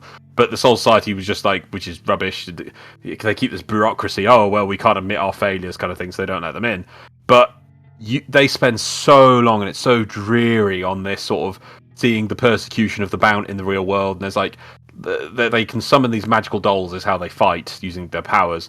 But like I remember there was a whole I think it was several episodes wasted on the main Bound guy he discovered a young kid who was also a Bound, because they weren't all born at the same time. And they're like trying to get him to learn his powers, but if he does it too quickly, the thing he summons will kill him, and I think it does. And it's just like, but this is and it's out in the middle of nowhere in this dreary place, and it's just just dreary, and it just drags that out for so long. So but if it's what WTF did I do to watch, it's more again that you were watching something awesome with the main arc, and then it just descends into just, as you say, a holding pattern until the arc's over. What a shame. And I'm very sure that there are other shows that have experienced the same problem. I think we've had, to a lesser extent, Fairy Tail has had this. We found it harder to identify which ones were the filler season. I remember that. So that's one about Naruto's had it with its ostrich ninja. Yeah. Oh, Dragon Ball's definitely had it. At least Z and Super. Now I don't think Z actually had filler? Filler seasons. Oh, sure, yeah. It had filler arcs, but it's like sub seasons. They just made it as long as physically possible. Yeah. So I know for sure Super had one though. You spent an entire 11 episodes with Goku charging a spirit bomb. Oh, 11 what about wasn't the episodes? Wasn't the fake Namek a filler arc? Fake Namek. Yeah, when they were going to the real Namek, they ended up on a fake Namek with these two, like, shape-shifting aliens. Wasn't that like one episode? Yeah, it's like one episode, but there is several episodes on their trip. No, that is one episode, but there's other episodes on their trip to Namek as well. Ah, okay. Like I think it wasn't a whole season. It was like just a mini arc. But were those not part of the original writing? Doubt it. I don't know for sure. It felt like filler. Fair enough. Should we move on to the next thing? Yeah. From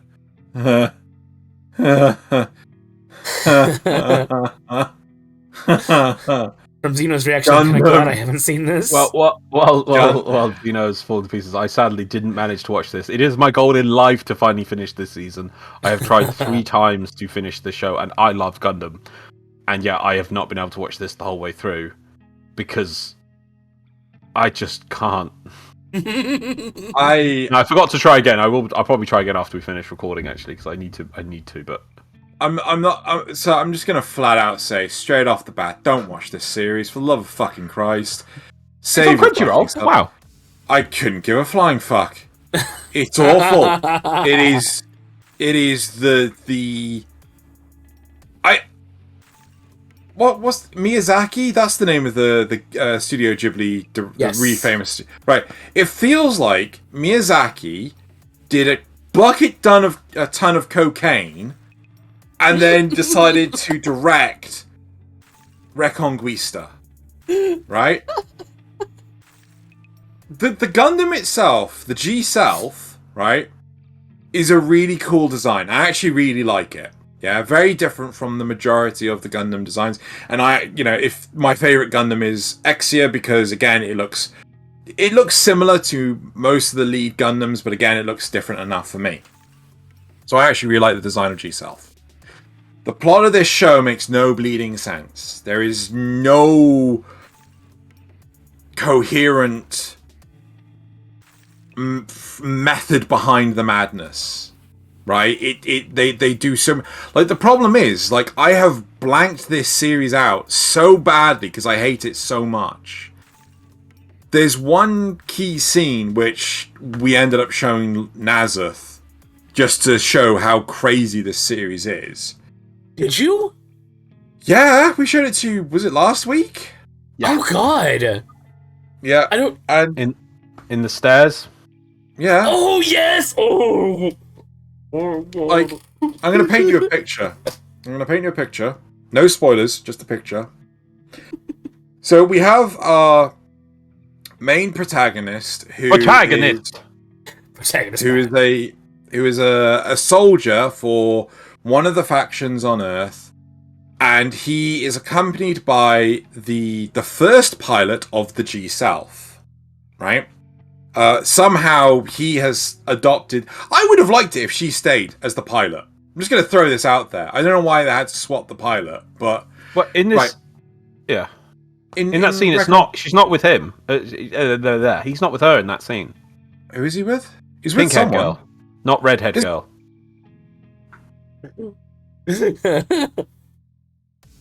There's 2 of them?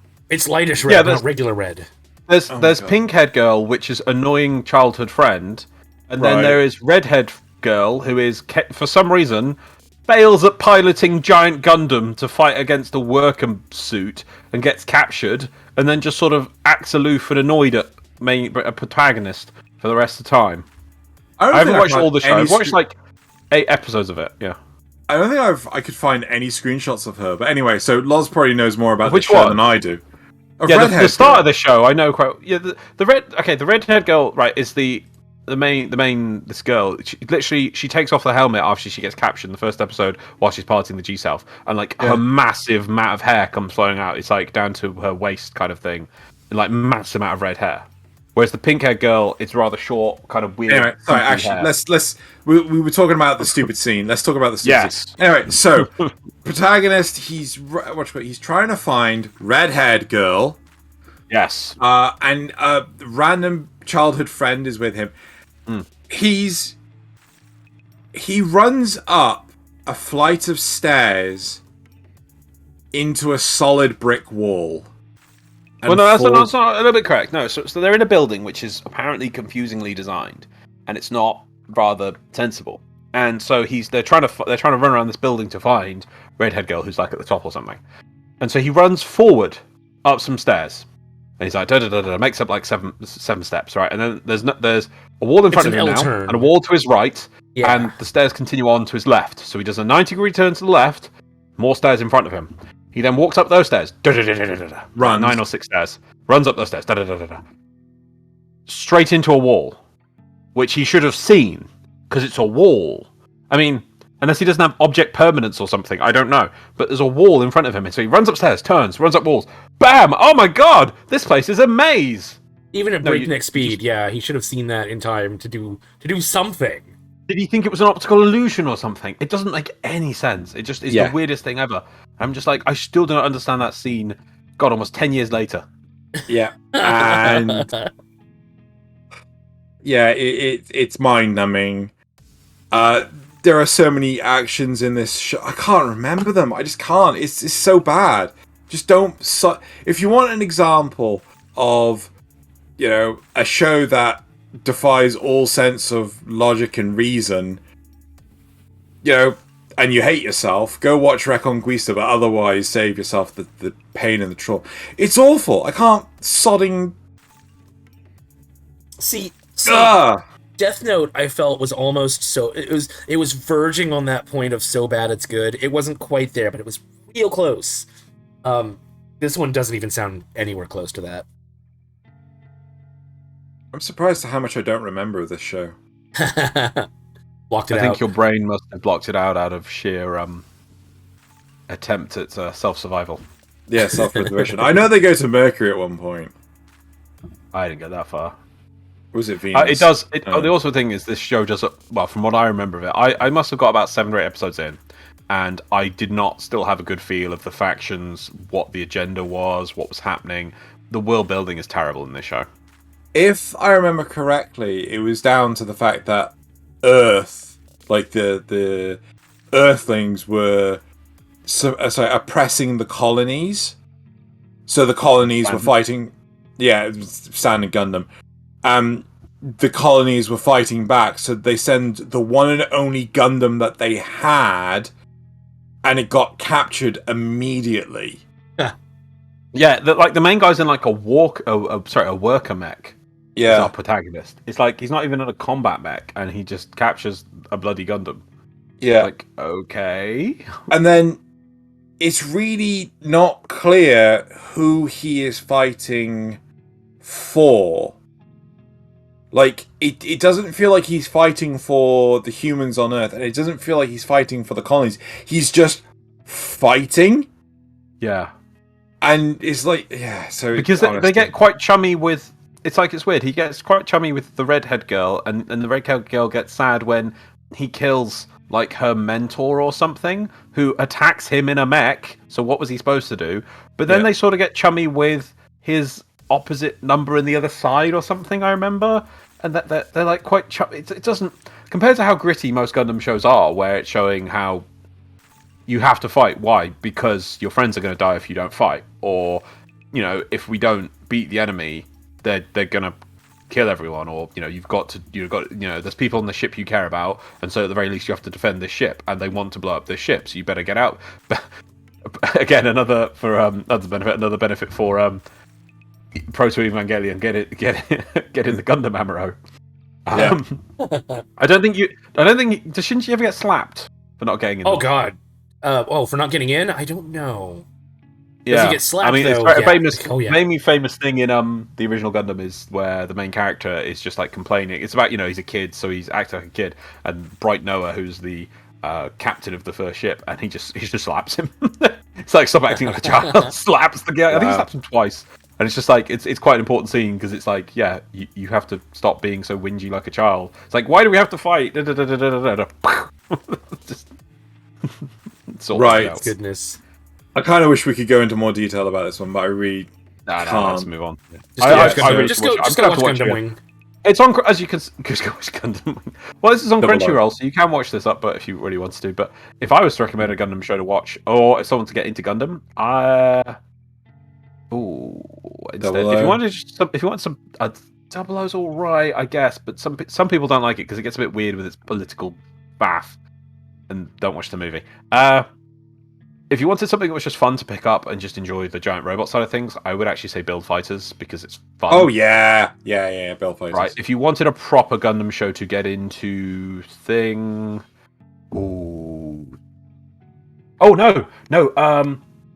either Thunderbolt or Gundam the Origin. Gundam the Origin is the main continuity, but from the bad guys' side, and it's actually more modern, and it's a good entry point, actually. Cool. There you go. All right, so we'll move on to our last one, which was Fulikuli. Oh, is that what? Oh, no. Right. This is another Gainax one. Very much the personification of what the fuck did I just watch? I love this show, but yeah, it is. Really? It is complete. Oh yeah, but it is complete what the fuckery. It's What are you gonna say? It feels like a 6-episode slice out of a larger anime. To me, anyway. No, there's no context that. it just happens. It feels to me that they had 6 writing staffs come up with each individual episode, and then they gave one writing staff the job of actually tying all the episodes together. The motivation behind one of the characters, Haruko. No, I'm trying to remember it. The motivation behind Haruko, it's not really explained at any point during the entire series. The other characters, they just want to live their lives. They just want to have a normal life, right? And weird shit is happening. But weird shit isn't ever set to like a healthy 5, 6, or 7 out of 10. Weird shit is hit to 11 all the time. And whenever there's an opportunity to calm it down, they calm it down, they bring it down to a 2 or a 3, and it's like, back to 11, right? Yeah. So they ramp it up all the time. And the world setting has no real logic behind it. Yeah, so I was about to ask for spoilers to try and put some points to see if you could explain it at all to me. Oh, I can if you want. Okay, we'll hit spoilers. We'll go from what I remember the show. The only time I watched it was years ago, right? So yeah, I mean, my understanding is you've got people living on, is it Earth? Yeah. Yes. Okay, it is Earth. Okay, right. And there's the main character's life, and he meets a girl. The girl's main objective is to get some sort of supernatural power from some sort of weird TV creature. No, because then the boy gets it, and he won't use it to kill her or beat her because he loves her. She is trying to resurrect the Pirate King, right? But the boy ends up absorbing resurrection and becomes the Pirate King. She wants to fight the Pirate King because he was the strongest, and she wants to prove that she is better than him. However, the boy will not fight her because he, as you said, he's in love with her. Yeah, right. That's fine. I understood that. And then at the end, he gives up the power and it goes off. And she's like, I remember her looking up and things. So obviously she's going to chase after it because she wants to. Yeah. She still wants to fight it. Now, as it's on screen there, explain to me the evil corporations that have set up giant irons which will flatten the entire planet for some weird reason so that everything can be smooth. See, they're the galactic force that wants to smooth out the universe, and the Pirate King is fighting against them. But then why haven't they smoothed out Earth already? Because they have to, well, they're trying to. Every episode is something trying to get to one of the irons to start it, and they have to stop it. Is it? Yeah. Huh. So I'm trying to remember the episodes. So, like, the giant hand there, There's like a creature that's crawling around, and it's supposed to fit into the hand. And they spend the entire episode trying to stop, or a good chunk of the episode trying to stop it. The hand wasn't there to begin with, right? So they have like a bunch of different events and things. So effectively, there is supposed to be this like peacekeeping force that there were air quotes. There's a peacekeeping force that's supposed to. They're trying to smooth out, the universe, because you think with the wrinkles in your brain. Yeah. Right. So if everything is smooth brain, then there is no rebellion. There's no controversial thought or anything like that. Just do as you're told. Exactly. And the pirates the Pirate King was rebelling against it. He was trying to stop this. But again, it's really piss poorly explained. You have to infer too much. What's stopping? Because obviously the Pirate King power, energy, whatever, leaves because the kid gets rid of it because he won't fight the girl, and it disappears into space. I thought the kid left. No, the kid stays behind. Kid stays behind. I remember she's looking up because she's like, "Damn it!" And then she goes off at the end. But then, what's to stop next week? Them just ironing the Earth. I think they also went to chase the Pirate King. No, there's no way to determine that. Like, they could just smooth out the Earth, and that's the end, right? Well, apparently there is a Fooly Cooly too, so maybe the answers are there. Probably not. Probably not. I've heard not very good things about Fooly Cooly. Don't get me wrong, Loz, right? I totally understand and agree with your what the fuck is this series, right? Yeah. But that is why this is brought up, because it does. Oh yeah, I know. It was written on as they were going, kind of thing. Yeah, definitely. Yeah. I wouldn't be surprised if like the voice actors, they had their oh god, what was the name of the damn thing? Scripts? Scripts written as they were the scripts written as they were recording. I mean, it does feel like that sometimes. I do like your analogy of it felt like the 3 teams of people went away, or maybe all took some drugs, and decided on different scripts of what they wanted the story to give, and then they all brought them together, sat them in a room, and then there was another team who was like, wait, I've got to read these 3 scripts and make one show from them. It's like, yeah. And it's like, what have these shows got to do with each other? It's like, nah. It's like what is it with Gynax and just crazy stuff? I mean, that's just Gynax. I mean, Gynax... Isn't that Gurren Lagann, Evangelion? Isn't it? It's Gynax. We make crazy stuff. Yeah. We used to. They're gone. I know. Yeah. It's on their tombstone. Gynax. We made Yeah. So that's. I liked Fooly Cooly. It had the energy. It didn't. I don't want to say it tried to be more than it was, but it didn't really try to be anything at all. Yeah, it didn't. I'm sorry. I now live in perpetual fear of a giant iron coming and crushing on my entire existence.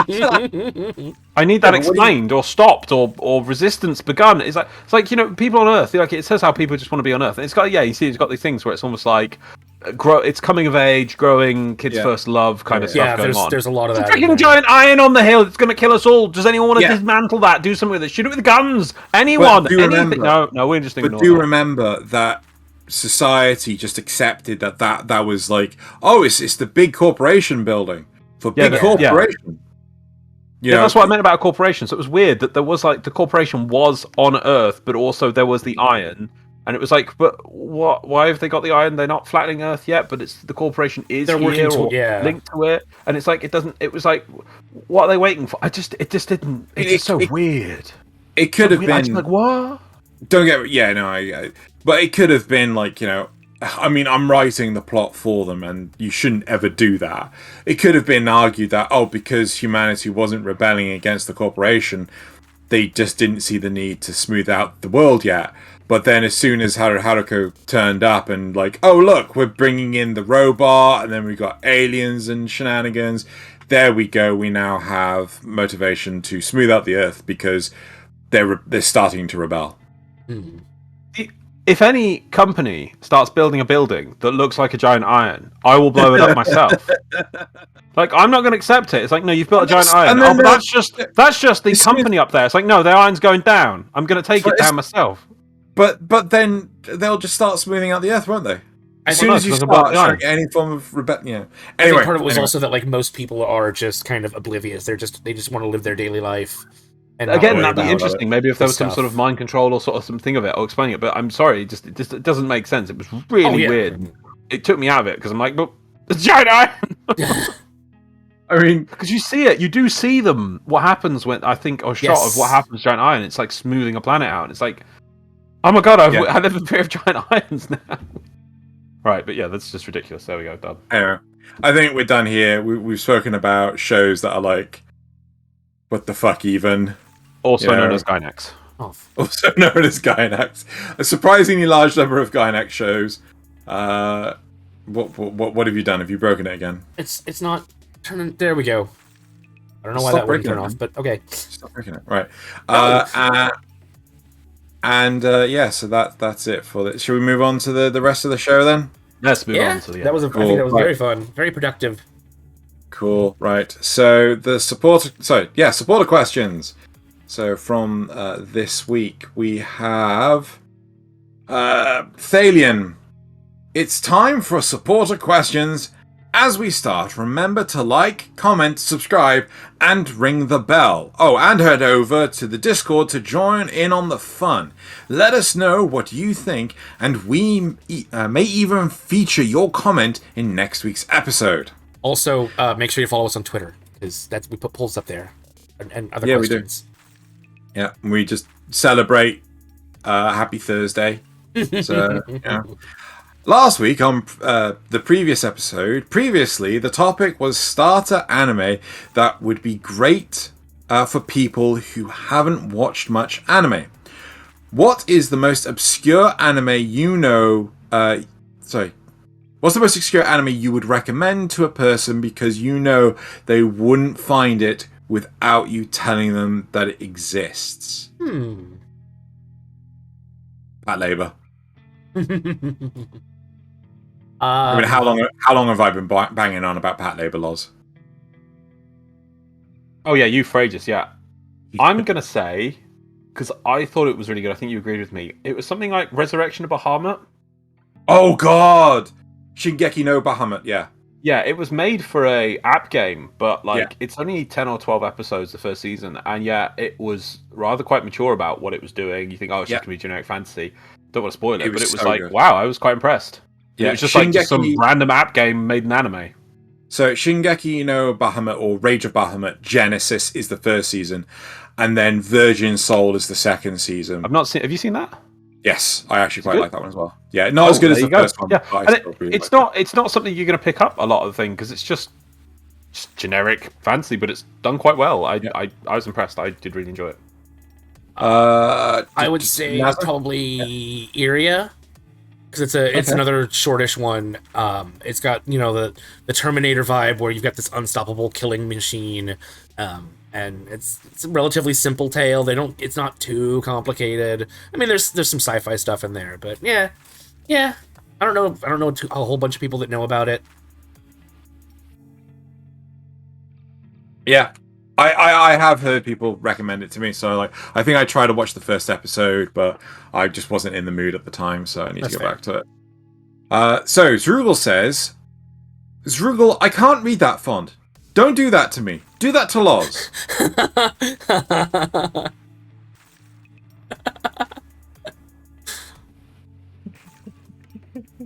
think we're gonna have to say, don't do that at all. No, do it more. I don't know what font it was. Oh, just watch 10 o'clock. You'll see. Anyway, right. And Zrugel then asks, have you seen Recovery of an MMO Junkie? If so, what did you think? I've not heard of this one. Recovery of an MMO Junkie.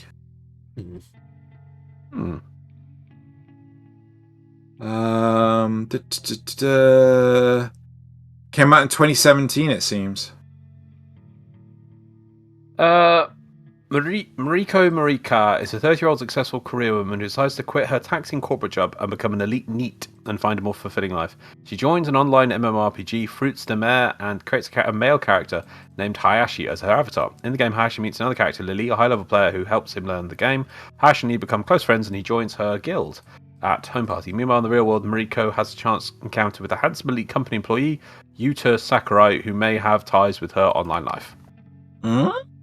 Oh. So I'll have to give that one a go. Yeah. So yeah. Right. That's it for the supporter questions. We're now going to go to the community responses. I have lost the tab. Is that it? That's it. Right. Okay. So a couple from Edward Paddock. I'm not getting the background music at all. I've tried multiple browsers. I've turned up the volume to max, and not even a hint of music could I detect. It is there. I did check it in last week's episode. It is quite quiet, and the whole point is, it's when we go silent you can hear it. So if we go silent right now, you should have been able to hear that. It's extremely subtle, but I mean, it is there. Yeah.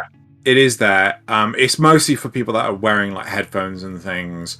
So again, we can adjust the volume, we can tweak the volumes and things, but we don't want to make it too loud for people that are wearing headphones. Otherwise, it'll be too distracting. Next, just an observation. Double D would be D plus D or 2D.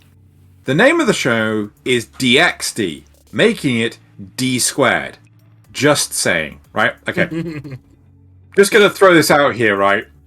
And I'm sure. Or maybe it's dimensions. It's D lengthwise and D heightwise. Stop you! Right? Stop. Okay. Right. I don't know. So Nasuth is saying it should be D by D. Yeah. D by D. Right. Just to point out, you never say the X. So, do you know the series Hunter x Hunter? What? Yeah, Hunter x Hunter. It's not Hunter x Hunter. It's just Hunter x Hunter. There's also the series Gun Sword, right? Everyone says the sword. Oh no, that's Gun X Sword. No, it's just Gun Sword. Right? Did you know that in Code Geass, right? You know the character CC? Yeah. Right? That wasn't her name. It was C2. No, it was CC. It's High School Double D. Right. Also makes sense. Oh, I always thought it was High School Dixter. Oh my god, shut up you. Right. I thought that's the point. You know, High School Dixter. We can't have nice things, can we? Right, so moving on to the memes for... Loved that show as a kid. Moving on to the memes for this week's episode. So the first one from Nasuth. Scrolling through Reddit and minding my business. My 5-year-old cousin popping out of nowhere. Do you have games? Oh my god. Yep, I think we've all experienced that one. Why is it so weird and creepy at the same time? Right, next one. Right, so... this is definitely me. I am so far behind. You watch seasonal anime weekly. I wait several weeks and binge half a season in one sitting. We are not the same. I'm so far behind. I need to catch up so bad. Right. The last one's a little bit risque. Try to scream, and I'll choke you with my breasts. Where?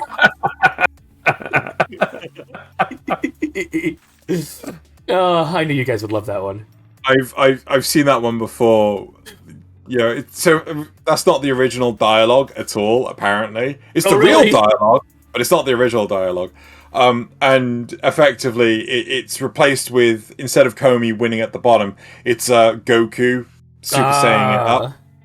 You can see like her head is pasted on that body. Yeah. So my first meme, live action manga, light novel, anime, be the crap out of them. And then you got like the English dub hiding, and then behind them, oh, it's beautiful. Oh. Yeah, especially after Cowboy Bebop. I still haven't watched that. Ugh. No, you do not. You do not. You do not. I'll let you guys know that Komi Can't Communicate has a live action. I've heard what? No, we're not going to watch it though because I know they've already got elements from like the second year in by episode 3. So they've really looked at unlike the manga, which is going the anime, which is going like we are following the manga. Yeah. This just kind of goes compress. So yeah. The second community shout out.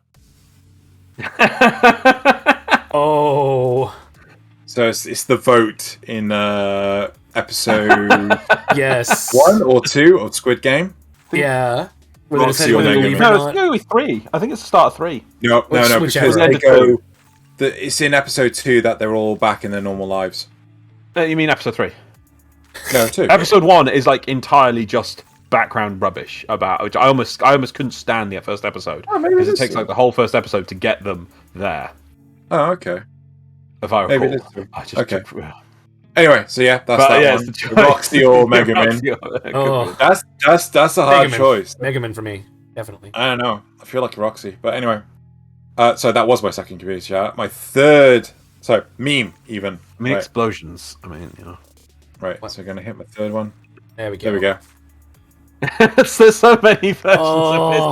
I love that anime has come out after Squid Game because nobody would pick it up, but because of Squid Game, and obviously this was in the manga years ago, so it's not like Squid Game is coming out, but now that people make these memes, it's hilarious. That's the umbrella as well. It's brilliant. It's so good. Yep. So when we watched this episode, I was definitely thinking Squid Game too, but yeah. But it's pure chance and coincidence. Oh yeah, I figured. Squid Game, it's the thing. Right. Okay. So that's it for the memes. I'm gonna wait. If I that button, then that button. Actually, it may not work because I had that window. There we go. I know what I'm doing. It worked. Right. So that's it for this week's episode. Next week, we're going to have the topic of guilty pleasures, and we're going to have the special guest of DK Diamantes with us. Ooh. And so we're gonna have to work out some guilty pleasures there. And it's not a guilty pleasure. Yep, so that's it for this week's episode. Thank you very much, everyone, for listening. Loz, it was your intro, so it's your outro. Okay, well, thank you, everyone, for being here. Obviously, we've said all the things, like and subscribe and do all the lovely stuff. So we'll now just finish with our fists at the ready. 3, 2, 1. Kanpai! I have no idea if that worked.